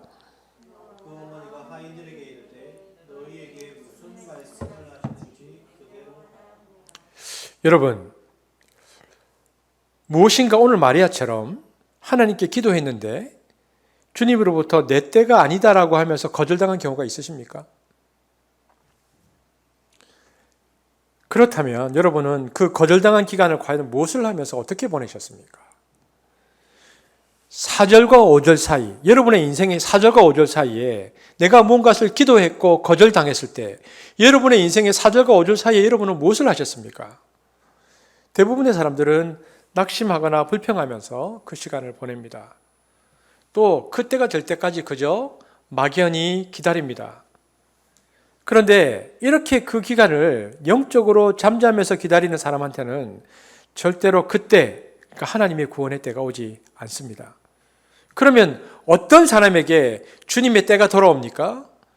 4절과 5절 사이 그 기다림의 시간 속에서 말씀 앞에서 자기 자신을 부정하고 그리고 자기 십자가를 지고 깨어 기도하는 사람에게만 주님은 그때를 앞당겨 주시는 것입니다. 여러분, 오늘 저와 여러분이 예배를 드리고 있는데 여러분의 고난의 기간이 너무 길으십니까? 여러분의 삶 속에 포도주가 끊어진 위기가 너무 오래 계속된다고 생각하고 계십니까? 여러분의 삶 속에 하나님의 축복이 필요한데 그것이 너무 오랫동안 임하지 않는다고 생각되십니까? 그렇다면 여러분, 때를 당기는 믿음을 가지십시오. 그렇다면 그 주님의 때는 언제 당겨집니까? 그것은 순종입니다. 순종을 통해서 당겨집니다. 말씀 앞에 서서 문을 두드리는 사람에게 문이 열리지 잠자는 사람에게 문은 결코 열리지 않습니다. 오늘 보십시오. 너희에게 무슨 말씀을 하시든지 그대로 하라는 오늘 마리아의 태도는 예수님의 때가 언제일지는 모르지만 그때까지 예수님의 말씀에 전적으로 순종하며 주님의 때를 기다리는 아름다운 믿음의 태도를 보여주고 있는 것입니다. 그러면 주님께서는 10년 걸릴 일을 1년 걸릴 일을 한 달에, 한 달 걸릴 일을 일주일 만에 이루시는 분이십니다. 순종이 주님의 때를 앞당깁니다. 순종할 때에 우리의 환경과 삶을 호련히 바꾸는 주님의 때가 임하는 것입니다. 여러분, 순종은 누구에게서 발견되는 모습입니까? 순종이라는 것은 종이죠. 종의 모습에서 발견됩니다. 여러분, 우리 인생의 주인은 우리가 아닙니다. 우리 인생의 주인은 오직 한 분, 주 예수 그리스도이시다는 것을 기억할 필요가 있습니다. 그러므로 하나님이 우리 인생을 통하여 지금 일을 하고 계시다는 사실을 믿어야 합니다. 내가 무언가를 할 수 있는지 없는지는 상관이 없습니다. 중요한 것은 그분께서 내 인생의 주인이시고 그분께서 내 인생 가운데 어떤 일을 행하고 계시기 때문에 내가 그것을 믿고 순종하고 따라가기만 하면 된다는 것입니다. 그러면 그때가 당겨진다는 것이죠. 요한은 마리아의 순종적 메시지 다음에 다음과 같은 설명을 하고 있습니다. 설명인데요. 6절 말씀 함께 보겠습니다. 6절입니다. 시작. 거기에 유대인의 정결 예식을 따라 두세 통 든 돌 항아리 6이 놓였으니라. 여러분, 정결 예식 어떤 뜻인지 그냥 느낌은 오시죠? 정결 예식이라고 번역된 카타리스모는 이 출애굽기와 레위기에 나오는 정결 예법을 말하는데요. 이것은 단순히 손을 씻는 그런 위생적 차원을 넘어서 세상적인 불결에서 벗어난다는 어떤 제의적 의미를 가진 문화였습니다. 그래서 유대인들은 밖에 나갔다가 들어올 때마다 반드시 손을 씻었고 잠깐 나갔다가 집으로 들어갈 때도 손끝에 물을 묻혀야 합니다. 이런 점에서 손을 씻는 행위는 하나의 의식이라고 할 수 있습니다. 지금 우리가 코로나로 인한 손 씻기를 하죠. 이거 다른 겁니다. 우리는 위생적인 차원에서 손을 씻는 것이지만 그들이 손을 씻는 것은 그것이 아니고 제의적인 차원에서 손을 씻고 있는 것이죠. 그런데 이러한 정결 예식 항아리가 몇 개가 있다고 되어 있었습니까? 6개가 놓여 있었다고 되어 있습니다. 근데 사람들은 지금 포도주가 떨어진 것만 알았지 항아리에 물이 떨어진 것을 모르고 있었습니다. 지금 항아리에 물도 비어 있었어요. 문제는 바로 여기에 있습니다. 포도주가 떨어진 것보다 더 큰 문제는 이 항아리에 물, 정결 예식을 행할 항아리에 물이 없다는 것입니다. 이 물이 떨어지면 결국 정결 예식을 하지 못하게 돼 있어요. 요한은 그래서 이 물에 떨어짐을 통해서 오늘 우리에게 어떤 메시지를 주고 있냐면 오늘 지금까지 유대인들이 행했던 유대교의 율법, 유대교의 정결 예식을 더 이상 할 수 없게 되었다라고 말하고 있는 것입니다. 더 이상 유대인들이 중요하게 여겼던 정결 예식 그리고 유대교의 율법을 더 이상 행할 수 없게 된 상황이다. 이것이 요한이 우리에게 주고자 하는 메시지입니다. 자, 보십시오. 너희에게 무슨 말씀을 하시든지 그대로 하라라는 이 순종한 마리아의 자세를 보고요. 그래서 오늘 예수님은 아주 중요한 3가지 행동을 요구하셨다고 되어 있습니다. 그것은 무엇입니까? 첫 번째는 채우라, 두 번째는 떠라, 세 번째는 갖다 주라는 것입니다. 자, 요한복음 2장 7절 8절 한번 볼까요? 자, 첫 번째 명령인데요. 7절 8절 시작. 예수께서 그들에게 이르시되 항아리에 물을 채우라 하신즉 아기까지 채우니 떠서 연회장에게 갖다 주라 하심에 갖다 주었더니 여기 보십시오. 요한복음 2장 7절 8절에 보면 3가지가 나오죠. 채우라, 그리고 어떻게 되어 있습니까? 떠라, 그리고 갖다 주라. 3가지가 나오죠. 근데 첫 번째 명령부터 한번 보겠습니다. 첫 번째 명령, 채우라. 여러분, 이 채우는 것은 쉬운 일이 아니었습니다. 여기 보니까 어떤 물을 채우라고 되어 있습니까? 2-3통 들어가는 돌 항아리 6개를 채우라. 여러분, 항아리가 6개 있는데 항아리에 한 번 들어갈 때마다 물이 2통 내지 3통이 들어갑니다. 그러면 물이 총 몇 통 필요합니까? 자, 산수입니다. 산수. 어렵습니까? 통 내지는 12통에서 14통이 아니고 12통 내지 18통이죠. 2통에서 3통이 들어가니까. 네, 그렇죠.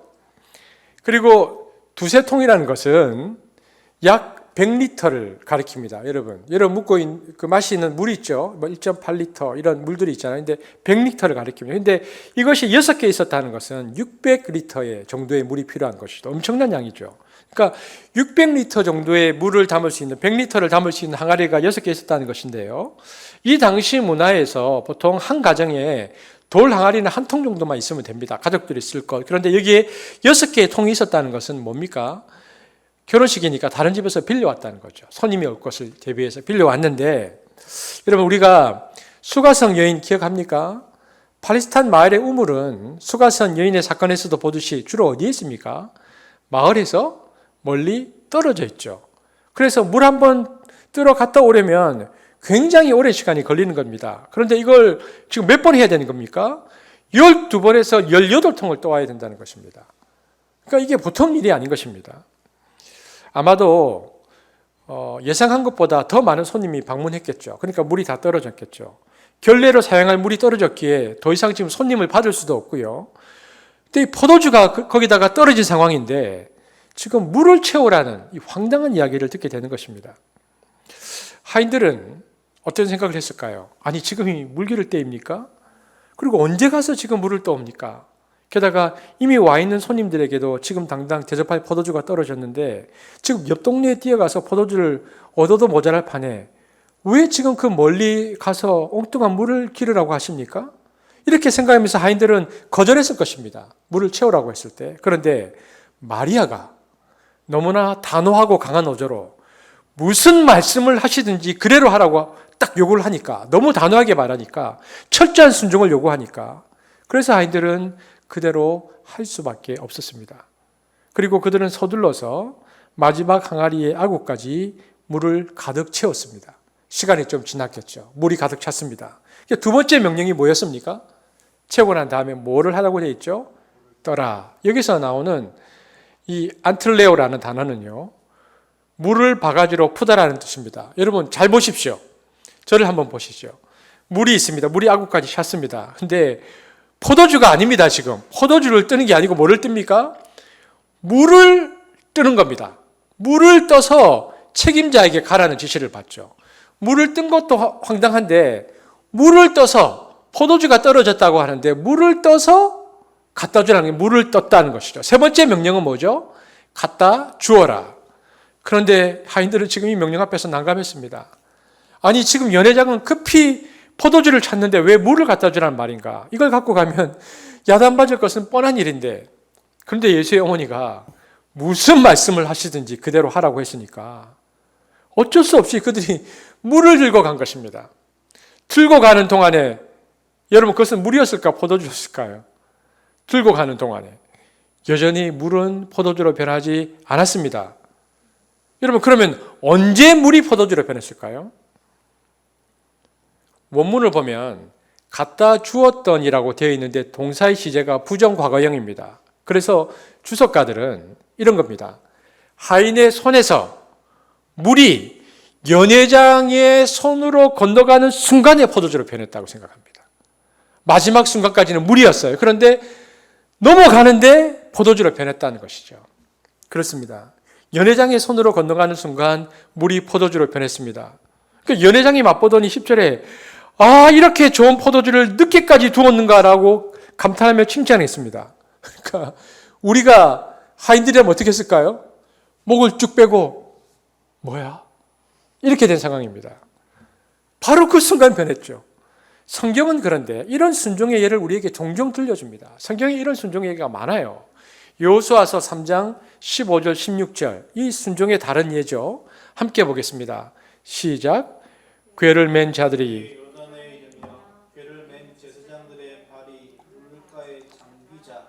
곧 위에서부터 흘러내리던 물이 그쳐서, 여러분 제사장들이 궤를 메고 발을 물에 잠기자 물이 그쳤다. 그러니까 바로 그 순간에 물이 그친 것입니다. 자, 여호수아서 6장 14절 15절 같이 읽어보겠습니다. 시작. 그 둘째 날에도 그 성을 한 번 돌고 진영으로 돌아오니라. 엿새 동안을 이같이 행하니라. 일곱째 날 새벽에 그들이 일찍이 일어나서 전과 같은 방식으로 그 성을 7번 도니 그 성을 7번 돌기는 그날뿐이었더라. 7번째 제사장들이 나팔을 불 때에 여호수아가 백성에게 이르되 외치라. 여호와께서 너에게 이 성을 주셨느니라. 순종하는 그때에, 마지막까지 순종하는 그때에 그 성이 무너지는 겁니다. 열왕기하 5장 14절 함께 보겠습니다. 시작. 나아만이 이제 내려가서 하나님의 사람의 말대로 요단강에 7번 몸을 잠그니 그의 살이 어린아이의 살같이 회복되어 깨끗하게 되었더라. 이 말은 6번째는 아니었다는 것이죠. 마지막 그 순간에 회복되어 깨끗하게 되었다. 그러니까 물을 떠온 하인도 깜짝 놀랐습니다. 그러면서 그들이 이렇게 말했겠죠. 다시 한번 봅시다. 그리고 들여다봤더니 정말 방금 전까지 자기 손 안에 있던 물이 호련 포도주로 변해 있었습니다. 여러분, 이 변화는 놀라운 창조적인 변화입니다. 여러분 보십시오. 물이 포도주로 바뀐 기적은 양적 변화가 아니고 질적 변화입니다. 떡 5덩이와 물고기 2마리로 5,000명을 먹이신 이적에서는요, 5,000명이 먹을 만큼 같은 질의 양이 불어나는 것이지 떡의 질이 달라져서 과일로 변했다거나 하지 않았다는 것입니다. 그러나 오늘 본문의 이적은 질적인 변화입니다. 물이 포도주가 되는 변화, 근본적으로 완전히 바뀌는 변화가 일어났습니다. 그러므로 이 새 포도주는 땅의 포도주가 아니라 하늘의 포도주라는 것을 알 수 있습니다. 이 포도주는 소위 성례전적인 포도주입니다. 무엇을 가리킬까요? 예수님의 십자가에서 흘리시는 하늘의 포도주, 보혈을 가리킵니다. 주님께서 아버지께 영광을 돌렸던 그 포도주, 주님의 제자들에게 이는 너희를 위하여 흘리는 내 언약의 피라고 하셨던 그 포도주라는 것을 알 수 있습니다. 이 이적은 근본적으로 질적 변화를 주시는 하나님의 능력을 나타납니다. 그리고요, 놀라운 것은 하늘의 포도주, 이 보혈을 맛본 자는 질적으로 전혀 다른 존재로 바뀝니다. 그것을 신학적 용어로 뭐라고 말하느냐? 거듭남이라고 말하는 것입니다. 그러므로 거듭남은 그 사람의 행위가 좀 나아졌다는 이야기가 아닙니다. 윤리적인 생활이 변했다는 이야기가 아닙니다. 근본적으로 질적으로 사람이 변화되었다는 것을 말합니다. 그것이 거듭남입니다. 이것은 바로 마귀의 자녀, 진노의 자녀가 하나님의 자녀가 되었다라는 의미입니다. 보십시오. 2-3통 들어가는 항아리 필요는 무엇 때문에 필요했습니까? 유대인의 정결 예식 때문이었습니다. 즉 항아리에 든 물은 옛 질서, 유대교를 상징합니다. 그런데 바뀐 포도주는 뭘 말합니까? 새로운 질서, 메시아를 상징합니다. 그러므로 예수님은 옛것을 새것으로 바꾸시는 분, 즉 새로운 질서를 가져오시는 메시아인 것을 우리에게 드러내주고 있다라는 것을 우리는 봅니다. 그래서 요한복음 2장 10절 우리가 공동번역으로 한번 읽어볼까요? 요한복음 2장 10절 함께 보겠습니다. 시작. 누구든지 좋은 포도주는 먼저 내놓고 손님들이 취한 다음에 덜 좋은 것을 내놓는 것인데 이 좋은 포도주가 아직까지 있으니 웬일이요 하고 감탄하여. 지금 이 구절을 잘 보십시오. 뭐라고 말했습니까? 새 포도주가 오래된 포도주보다 맛있다는 것은 무엇을 말합니까? 그러면 율법의 시대보다 복음의 시대가, 그리고 유대교보다 그리스도교가 우월하다는 것을 의미하고, 그러하기에 대치될 수밖에 없다는 것을, 무엇보다도 새 시대 하나님의 나라가 도래하였기 때문에 옛 세상은 사라지고 하나님의 나라가 도래할 수밖에 없다는 것을 우리에게 말해주고 있습니다. 예수님은 새 시대 하나님의 나라를 연 메시아로서 우리에게 최상의 포도주를 주시는 분이십니다. 그리고 하나님의 나라를 가져온 그 최상의 포도주의 이름은 십자가와 보혈입니다. 여러분, 그렇게 십자가의 보혈로 하나님의 나라가 이 땅 가운데 오고, 그 하나님의 나라에서 그 십자가의 보혈로 우리가 거듭나면 어떤 일이 바뀝니까? 물이 포도주로 바뀜은 예수님이 죄로 인하여 상처를 입었던 우리 타락한 인간성이란 물을 기쁨 가득한 포도주로 바꾸셨다라는 것을 의미합니다. 그래서 그분이 선택하신 첫 번째 표적의 배경은 그런 의미에서 혼인잔치였습니다. 이 포도주는 우리의 신분과 존재를 그분께서 회복시키셨으며 감사와 기쁨과 즐거움이라는 정서를 우리에게 새롭게 선물해 주셨다라는 의미가 있는 것입니다. 그래서 예수님은 이미 임한 하나님 나라뿐만 아니라 궁극적으로 우리가 도달해야 될 하나님의 나라는 마태복음 22장에 보면 혼인잔치와 같다고 말씀하셨습니다. 우리 그리스도인들한테는요, 그래서 아직 가장 좋은 것은 오지 않았습니다. 여러분, 시간이 갈수록 그리고 죽음이 가까울수록 우리한테는 가장 좋은 곳, 곧 가장 좋으신 하나님과 함께하는 시간이 다가옵니다. 이미 임한 하나님 나라와 아직 오지 않은 하나님 나라를 살아가는 우리들이 기대하며 소망하는 정서와 이유는 시간이 지날수록 더 좋은 포도주가 잔치집으로, 잔치함으로 준비되어 있다는 것을 기대하기 때문이죠. 그렇다면 보십시오. 하늘의 포도주, 이 보혈은 언제 만들어졌습니까? 그것은 말씀 앞에서 끝까지 자기 부인의 십자가를 지고 순종할 때입니다. 그리고 그 순종의 포도주로 인하여 우리가 물이 포도주로 변하는 것만큼의 근본적인 존재의 변화를 경험하게 된 것이죠. 여러분, 십자가를 생각해 보십시다. 십자가에 못 박히신 예수님을 보고 지나가는 사람들이 조롱했습니다. 네가 정말 하나님의 아들이거든 십자가에서 뛰어내려라. 마태복음 27장 40절 한번 같이 읽어볼까요? 시작. 이르되 성전을 헐고 사흘에 짓는 자여, 내가 만일 하나님의 아들이여든 자기를 구원하고 십자가에서 내려오라. 여러분, 만약 예수님께서 그들의 성화에 못 이겨서 십자가에서 뛰어내리셨다면 어떻게 되었을까요? 매트릭스처럼 사뿐이 쫙 내려있으면 사람들은 기적이 일어났다고 흥분하면서 이분이야말로 하나님의 아들이다라고 온갖 소동을 벌이며 그분을 영웅 모시듯 하였을 것입니다. 그러나 그 이후에는 어떻게 되었을까요? 소동이 식어지면서 기적은 그들의 기억력처럼 감퇴되어서 그들에게 잊혀지게 되었을 것입니다. 예수라는 사람은 기적의 소동을 일으키는 분 정도로 기록이 되었다가 인류에게 더 이상 아무런 의미도 줄 수 없는 존재로 사라져 버렸을 것입니다. 예수님은 인간의 호기심과 그들의 사고방식에 따른 기적으로 구원자가 되신 것이 아닙니다. 보십시오. 그분이 못 박히신 십자가에서는 아무런 기적이 일어나지 않았습니다. 십자가에서 그분은 자기 자신을 살려달라고, 당신을 살리는 기적을 일으켜달라고 기도하지 않으셨고 아버지 하나님도 그런 기적을 일으키지 않으셨습니다. 그런데 놀랍게도 십자가에 매달려 처참하게 죽은 그분의 모습을 보고 지나가는 사람들이 뭐라고 말합니까? 이분이야말로 하나님의 아들이라고 고백합니다. 그분의 죽음에 동조했던 사람들, 십자가에서 뛰어내리면 하나님의 아들임을 믿겠다고 조롱했던 사람들, 그 사람들의 입에서 어떤 말이 나왔습니까? 이분이야말로 하나님의 아들이라는 고백을 하는 기적이 일어났습니다. 스승이 당하는 것을 보고 무서워 도망쳤던 제자들이 스승의 죽음에서 사랑 자체를 깨달았다는 것, 이 깨달음의 기적이 그 십자가에서 또한 일어났습니다. 그런데 이 기적의 이름은 무엇인가? 그것은 바로 순종입니다. 십자가에서 뛰어내리는 기적, 남을 감탄시키는 기적이 아니라 이 순종의 기적은 마침내 우리의 존재를 변화시켜주는 기적, 십자가의 기적이 되었다라고 성경은 우리에게 이야기합니다. 여러분, 여러분의 삶 속에서 이 하늘의 포도주가 넘치기를 진정 원하십니까?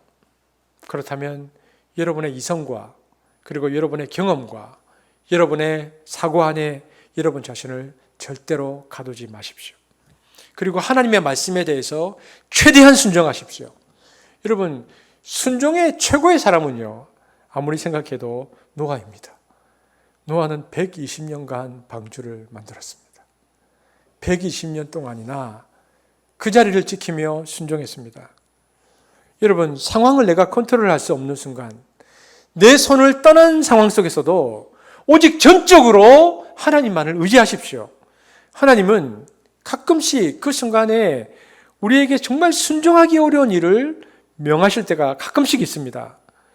또 하나님이 시키신 일이지만 도무지 이해가 되지 않고 순종하기 어려운 일들이 우리 가운데 종종 일어납니다. 하지만 그때에도 우리가 기억할 것은 그 명령의 내용 때문이 아니고 하나님 때문에 순종해야 합니다. 내가 위기 상황을 장악하지 못하고 놓쳐버린 순간에도 오히려 그때야말로 하나님께서 개입하시는 시간이고 하나님의 때요, 하나님께서 상관하시는 순간이라고 내가 믿어야 한다는 것입니다. 그래서 종교개혁자 요한 칼빈은 우리에게 이런 말을 합니다.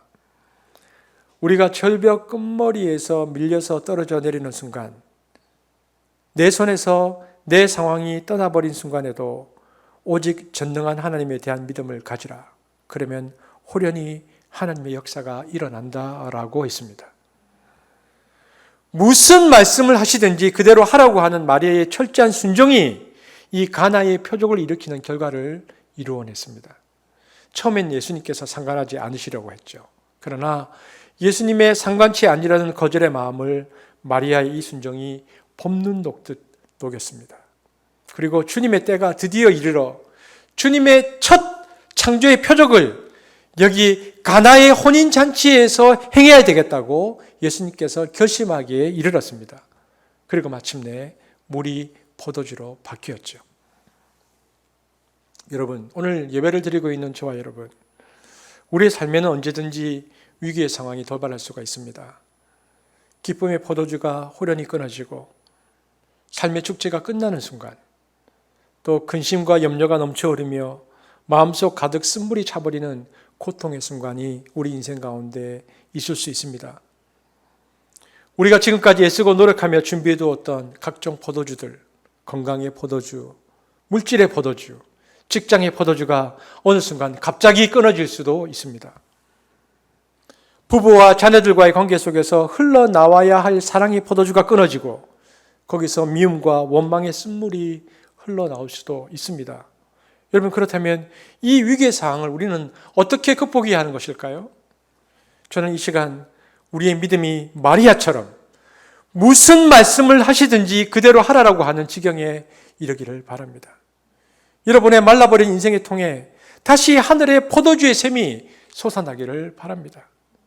여러분, 새로운 시대를 여신 예수님은 그분의 보혈인 새 포도주로 교회를 세우시고 우리에게 공동체를 허락하셔서 그 축제와 감사의 삶을 지속하기를 원하십니다. 그러므로 우리에게 주어진 이 공동체를 우리는 더욱더 소중하게 그리고 감사히 여겨야 합니다. 이제 오늘부터 터모임을 이제 교회에서 모여서 하게 됩니다. 오늘부터 함께하는 터별 공동체 만남이 더욱더 기대되는 이유도 바로 여기입니다. 오랜만에 만났을 때 마음껏 울고 웃으면서 마음껏 축하하고 마음껏 축복해 주십시오. 그리고 예수님을 만난 13번째 주인공이 바로 여러분이 되기를 바랍니다. 그래서 그 이야기를 나누면서 지난 100일 동안 우리가 함께 만나지 못했을 때에 그 이야기를 나누면서 예수님과 나의 스토리를 다른 사람들에게 나누어 주십시오. 이 잔치에서는 처음에 포도주는 별로이고 오히려 나중에 포도주가 더 좋았다고 되어 있습니다. 이와 같이 하나님의 역사는 시작보다는 마지막이 훨씬 더 좋습니다. 한석교회의 앞으로의 시간들을 기대하는 이유입니다. 우리가 예수 그리스도의 보혈을 의지하고 이미 임한 하나님 나라를 바라보면서 하나님께서 우리에게 마련해 주신 이 공동체라는 축제의 자리에서 예수님을 만난 이야기를 나누다 보면 처음보다 뒤로 갈수록 더 훌륭하고 아름다운 포도주가 넘쳐나게 될 것입니다. 우리는 예수님으로 인해서 시작된 새시대 하나님 나라를 지속해서 볼 것이며 예수님을 만났던 사람들의 그 거듭남과 내적인 기쁨의 변화들을 지속하여 경험하게 될 것입니다. 저는 여러분의 목사로서 여러분의 처음 포도주보다 나중 포도주가 더 좋은 풍성한 축제의 삶을 살게 되어지기를 바랍니다. 무엇보다도 우리가 이러한 경험함을 소망하면서 기억해야 하는 것은요, 주님께서 역사하실 때 바로 거기에는 몇 사람의 하인과 마리아라는 믿음의 여성이 있었다는 사실을 기억해야 합니다. 주님의 영광이 여러분의 삶 속에서 찬란히 나타나 주변 사람들을 사도적 믿음으로 이끄는 마리아와 같은 신앙인들이 그래서 우리 가운데 일어나기를 바랍니다. 저는 가나 혼인잔치 법문과 관련된 예화 하나를 소개하면서 이제 오늘 설교를 마무리하려고 합니다. 여러분, 영국 옥스퍼드 대학교 신학 과목 시험이 있었습니다. 시험 문제는 옥스퍼드 대학교의 신학 과목 시험인데요. 시험 문제는 가나 혼인잔치에서 물을 포도주로 바꾼 예수 그리스도의 기적이 내포하는 영적 의미를 서술하라는 것이었습니다. 학생들은 저마다 열심히 답안지를 작성했죠. 그런데 한 학생이 시험 기간이 끝나도록 우두커니 앉아만 있었습니다. 시험 감독 선생님이 그에게 다가와서 물었습니다. 이제 1분밖에 안 남았는데 자네는 쓸 것이 아무것도 없는가? 그러자 학생은 펜을 들어서 다음과 같은 문장을 썼습니다. 물이 그 주인을 만나자 얼굴이 붉어졌습니다. 담당 교수는 이 학생에게 최고의 점수를 주었습니다. 이 학생은 훗날 영국의 최고의 시인 바이런이 됩니다. 여러분, 우리에게 이 포도주, 물이 주인을 만나서 얼굴이 붉어지는 이 풍성한 포도주의 경험들이 시간이 갈수록 넘쳐나는 공동체가 되어지기를 주님의 이름으로 축복합니다. 제가 기도하겠습니다. 사랑해 주님 감사합니다. 오늘 예수님의 이적 이야기 첫 번째 가나안 혼인잔치의 말씀을 나누면서 이미 임한 하나님 나라를 살아내기를 원하는 한수반에 하나님 나라의 풍성한 이야기가 넘쳐나기를 원합니다. 사랑해 주님, 오늘 우리의 터 나눔 가운데 함께 하시며 오늘 우리의 가족 나눔 가운데 천국 잔치의 풍성함으로 함께하여 주옵소서. 예수님 이름으로 기도합니다. 아멘. 자, 오늘 우리 주신 말씀을 기억하시면서 나에게 주셨던 말씀은 무엇인가? 나에게 오늘 주님은 어떤 메시지를 주셨는가? 우리 자기에게 좀 적용해보는 시간을 갖도록 하겠습니다. 나에게 주신 메시지는 어떤 것이었을까?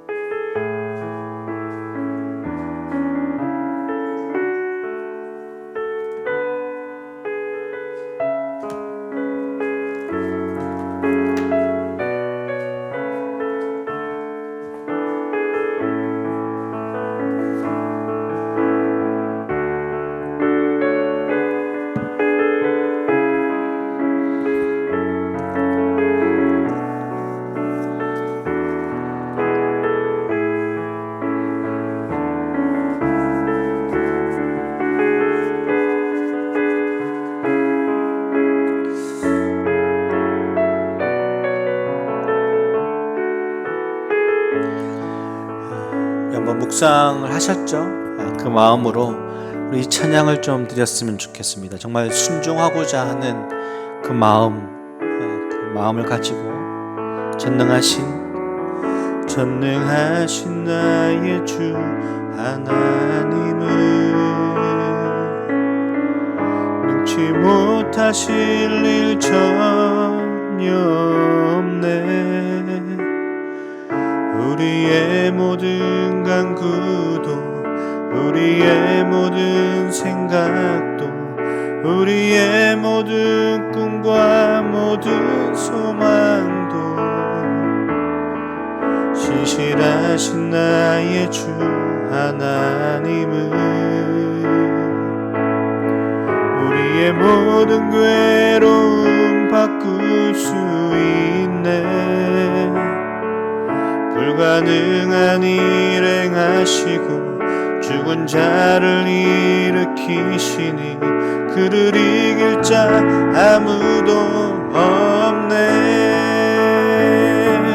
주의 말씀 의지하여 깊은 곳에 금을 던져 오늘 그가 놀라운 일을 이루시는 것 보라. 주의 말씀 의지하여 믿음으로 금을 던져 믿는 자에게 능치 못함 없네. 우리 처음부터 다시 한번 찬양합시다. 전능하신 나의 주 하나님은 능치 못하실 일 전혀 없네. 우리의 모든 간구도 우리의 모든 생각도 우리의 모든 꿈과 모든 소망도 신실하신 나의 주 하나님은 우리의 모든 괴로움 바꿀 수 있네. 불가능한 일 행하시고 죽은 자를 일으키시니 그를 이길 자 아무도 없네. 주의 말씀 의지하여 주의 말씀 의지하여 깊은 곳에 금을 던져 오늘 그가 놀라운 일을 이루시는 것 보라. 주의 말씀 의지하여 믿음으로 금을 던져 믿는 자에게 능치 못함 없네. 주의 말씀 의지하여 주의 말씀 의지하여 깊은 곳에 금을 던져 오늘 그가 놀라운 일을 이루시는 것 보라. 주의 말씀 의지하여 믿음으로 금을 던져 믿는 자에겐 능치 못함 없네. 믿는 자에겐 능치 못함 없네. 믿는 자에겐 능치 못함 없네.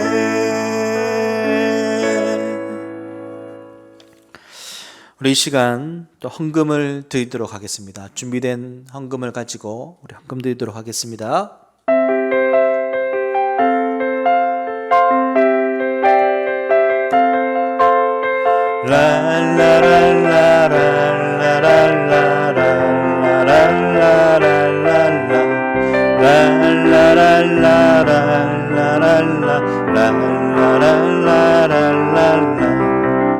내게 있는 모든 것을 아낌없이 드리네. 세상 모든 것 다 변해도 변하지 않는 주의 사랑, 주의 크신 은혜 우리에게 주시고 저희로 날마다 찬송하게 하소서. 주께 드리네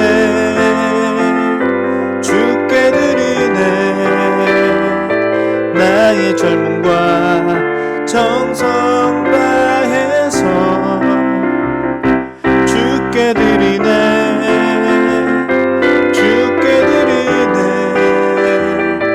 나의 젊음과 정성 다해서 주께 드리네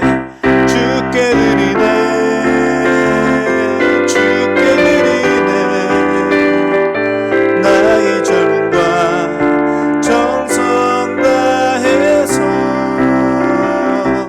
주께 드리네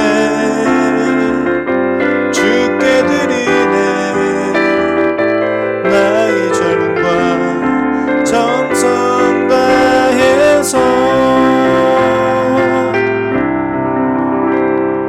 목사님 봉헌 기도해 주시고 축도해 주심으로 예배를 마치겠습니다.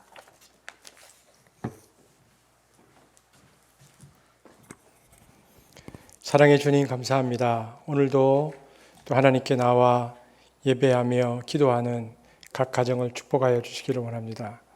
오늘도 우리가 하나님께 나올 때에 우리의 삶에 또 믿음의 고백으로 물질로 하나님께 봉헌합니다. 하나님 모든 것이 하나님 것이라고 고백하는 이 고백의 물질 위에 주께서 축복하셔서 주께서 채우시는 은혜를 구합니다. 개인과 가정과 직장과 사업이 주님의 도우심으로 든든히 서가기를 원하며 비록 부족한 가운데 처했다 할지라도 자족하는 은혜를 우리에게 허락하여 주시기를 원하며 더 큰 믿음으로 주의 나라와 의를 위하여 하나님의 영광을 위하여 물질을 사용하는 공동체가 될 수 있도록 한습을 이끌어 주옵소서. 자, 이제 축복할 텐데요. 우리 부모님들이 자녀들 손을 잡고 또 머리에 손을 얹고 함께 축복하시겠습니다. 지금은 우리 주 예수 그리스도의 은혜와 하나님의 사랑과 성령의 교통하심이 물이 포도주로 변하는 놀라운 감사와 그리고 축제의 시간을 보내기를 원하는 한습 위에 지금부터 영원토록 함께 계실지어다. 아멘.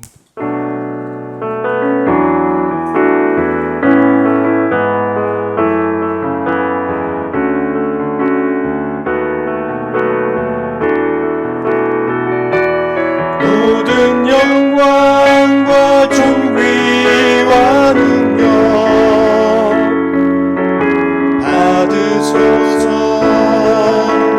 받으소서 영광과 존귀와 능력 받으소서 받으소서 그리스도 살아계신 하나님. 아멘. 자, 예배를 마치고요. 퀴즈 내겠습니다. 선착순입니다. 선착순. 초등부 친구들에게 내겠습니다. 요한복음에서는 몇 가지 표적이 나옵니까? 자, 우리 중고등부 친구들에게 내보겠습니다. 예수님이 요구하시는, 하인들에게 요구하셨던 세 가지 행동은 무엇입니까? 자, 우리 어른들에게 문제 내겠습니다. 이적과 표적의 차이는 무엇입니까? 선착순인데 한 명이 선착순이 될지 두 명이 될지는 모르겠습니다. 근데 선착순으로 여러분 꼭 내주시기를 바랍니다. 우리 김태형 목사님 나오시겠습니다. 네, 여러분, 몇 명 선착순 할까요? 네. 여러분, 유튜브에 댓글로 앞으로 몇 명 선착순 원한다, 뭐 이런 것도 좀 남겨주시고 소통을 좀 하기를 원합니다, 여러분과. 네. 자, 오늘은 3명 하도록 하겠습니다. 3명. 자, 3명 이제 해드릴 테니까요. 보내주시면 이렇게 선물을 또 보내드리도록 하겠습니다. 오늘은 부분 터별 모임이 이제 시작되는 날입니다. 오늘부터 터별 모임을 하실 때 그동안 만나서 이야기하지 못했던 삶, 또 풍성한 또 말씀의 나눔의 시간들이 될 수 있기를 또 간절히 바랍니다. 그리고 또 하나는요, 어제 이제 광고 동영상에도 말씀을 드렸는데 오늘 특별 헌금을 하기로 했습니다. 이 특별 헌금은 저희가 코로나로 인한 어려움으로 인해 초기에 국내로 해서 대구 지역으로 저희 특별 헌금을 하였는데요. 이번에는 김완용 선교사님의 요청으로 인해 저희들이 리더들이 논의하고 오늘 특별 헌금을 하기로 했습니다. 그러니까 오늘 헌금은 코로나로 인해 어려움을 당하고 있는 국내가 아닌 국외로의 특별 헌금을 저희들이 하려고 하니까요. 이 내용을 보시고 또 어제 광고 동영상 보신 것을 꼭 보시고 함께 마음을 모아서 헌금해 주시기 바랍니다. 특별히 헌금하실 때에 선교 헌금과 구별이 돼야 되거든요. 그러니까 하실 때에 특별이라고 해서 선교 헌금을 해 주시기 바랍니다. 그래야 이번 주가 또 선교 헌금을 하는 또 주이기도 하기 때문에 구별이 돼야 되니까요. 이름을 하시고 특별이라는 내용을 넣어 주셔서 헌금을 해 주시면 저희들이 헌금을 우리 또 필요한 곳으로 보낼 수 있도록 하겠습니다. 여러분 오늘도 또 이 영상 예배로 함께 드리셔서 너무 감사하고요. 또 다음 주에 만나요. 안녕. 고통과 슬픔이 내게 있다고 대한민국 사회 인간에게 있다고 겸허히 인정할 때 그것도 한식교회가 우리보다 먼저 신부님에게도 있었고 내가 너무나 사랑하는 비정상적이가 나의 사랑하는 사람에게 무서운 가정과 시민을 말씀 없이 성령 없고 성령으로 동시에 일어나는 그것이 12번째 예수님을 만난 사람들의 설교를 마무리하면서 오늘 예배로 초청하시는 예수님 앞에 여러분의 삶을 정직하게 내려놓고 오늘 우리에게 겸손한 고백이 필요하는데 주님 나에게 남편이 다섯 있었으나 지금 있는 자도 내 남편이 아닙니다라는 고백을 할 수 있게 되어지는 그로 인하여서 솟아나는 말씀의 위로와 격려와 성경의 내재하심을 경험하는 저와 여러분 되어지기를 주님의 이름으로 축복합니다.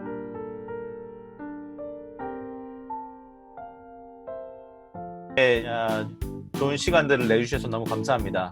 간단하게 제가 질문을 하면 좀 답변을 해주시면 됩니다.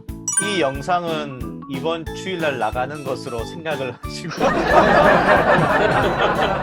신앙의 이야기지만 전기처럼 다가와서 이해하기가 되게 좋았고요. 그게 저에게 좀 더 잘 닿았던 것이, 저는 아무래도 니고데모가 어쩌면 반대 진영의 사람일 수 있는데 그 사람이 어떤 구원의 문제랄까, 자기 삶의 어떤 신앙적 깨달음을 얻기 위해서 그 반대 영역의 사람, 즉 예수님을 찾아가서 듣고 깨달음을 얻어가는 것이 한 인간으로서 저도 참 하기 힘든 영역이거든요. 저의 영역의 반대편에 있는 사람을 찾아가서 나 이런 거 힘드니 도와주시오라는 말을 선뜻 내뱉지 못하는데, 특히 내가 가슴에 내면의 이 고민들을 털어낼 수 있다는 건 니고데모라고 하는 인물의 입장에서 보면 저에겐 참 대단한 용기였다라고 보여졌습니다. 그동안 했던 설교 말씀들을 정리를 이렇게 쭉 해봤었는데, 정리를 해보셨어요? 따로요? 네.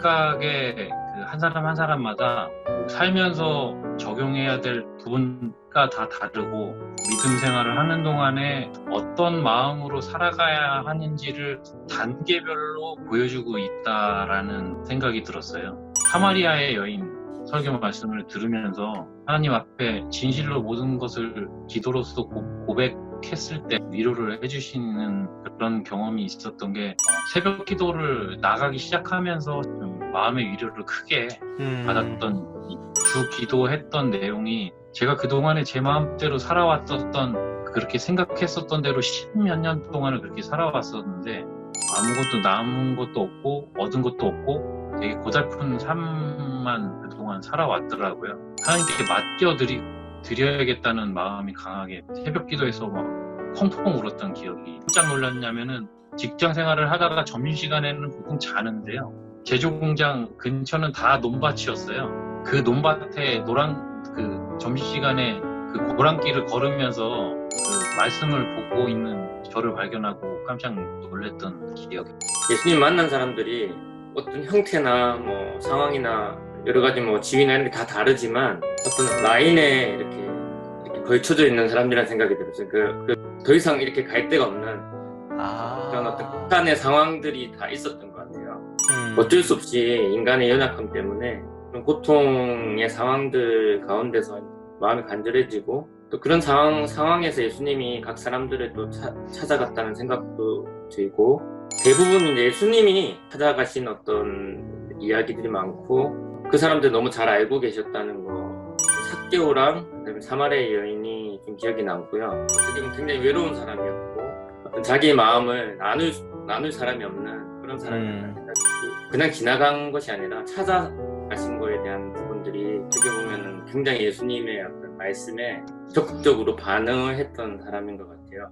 정말 이렇게 뭐 재산을 나눠주는, 그렇게 했다든지, 수가성에 가서 예수님을 전했다든지, 이런 부분에 대해서 이제 두 사람이 좀 그런 공통점이 좀 있는 것 같아서 조금 쉽지 않은 상황들을 겪으면서 이렇게 라인에 좀 걸쳐져 있는 그런 좀 느낌이 있었는데, 예수님 만난 사람들의 말씀들이 저한테 참 많이 위로가 됐던 것 같습니다. 오늘 이렇게 인터뷰에 응해주셔서 너무 감사하고요. 반갑습니다, 여러분. 제가 드디어 목사님을 제가 이렇게 하자고 해도 이렇게 오시고 너무 감사합니다. 예수님을 만난 사람들 12명을 지금까지 이제 목사님 설교해 주셨잖아요. 이 12명의 사람을 이렇게 설교하게 된 이유, 그 신앙생활에 있어서 가장 중요한 것은 그 예수님이 어떤 분인가를 정돈해내는 것인데요. 예수님이 어떤 분이신가를 알기 위해서는 예수님을 만난 사람들이 어떤 변화를 가져왔는가를 보면 예수님이 어떤 분이신가를 더 명확하게 알 수 있을 것이라고 생각되어서 이 설교를 하게 된 것이 첫 번째 이유이고요. 두 번째는 우리가 지금 떨어져서 예배를 인터넷 예배로 드린 12번이었기 때문에, 맞아요. 우리가 한 번 한 번의 그 예배를 그냥 하나의 예배로 한 명 한 명을 따로 보아도 또 나에게 적용할 수 있는 설교의 주제가 필요하겠다라고 생각되어서. 정말 탁월하십니다. 참 적응이 안 되는 기억에 남는, 좀 생각이 나시는 인물이 있다면? 뭐 저는 12명 중에 가장 저하고 많이 닮았다라고 생각하는 사람, 제가 닮은 거겠죠. 저는 뭐 니고데모라고 생각합니다. 니고데모. 하면서 이제 이입이 굉장히 많이 되었고요. 그 니고데모가 치열하게 자기의 어떤 신앙을 찾아갔지만 어떤 한계 앞에서 힘들어하는 어떤 모습, 그 모습이 또 저하고도 많이 겹쳐지기도 하고 그때 또 스승의 주일날 그 말씀을 전하면서 제가 말씀을 전하는 자로서 그 참된 스승이신 예수님 앞에서 내 모습들을 돌아보게 되어지는 결국 이제 니고데모가 예수님을 만나서 이렇게 변화되는데 저도 끝까지 주님께서 주시는 그 영감 혹은 인사이트를 가지고 주님께서 주시고자 하는 메시지들을 니고데모와 같이만 한숨에 좀 잘 받아내고 싶다. 저는 12명 중에 니고데모가 제일 많이 아, 니고데모 여러분 꼭 설교 한번 또 더 들어보시면 좋을 것 같다 생각이. 이렇게 목사님과 짧은 인터뷰지만 예수님을 만난 12명의 사람들, 이 설교가 또 다시 한번 더 생각되어지고 또 여러분이 예수님을 만난 13번째의 사람 될 수 있기를 간절히 바랍니다. 모시기 정말 힘든 분인데 다음번에 또 모실 수 있도록 하겠습니다. 감사합니다. 고맙습니다.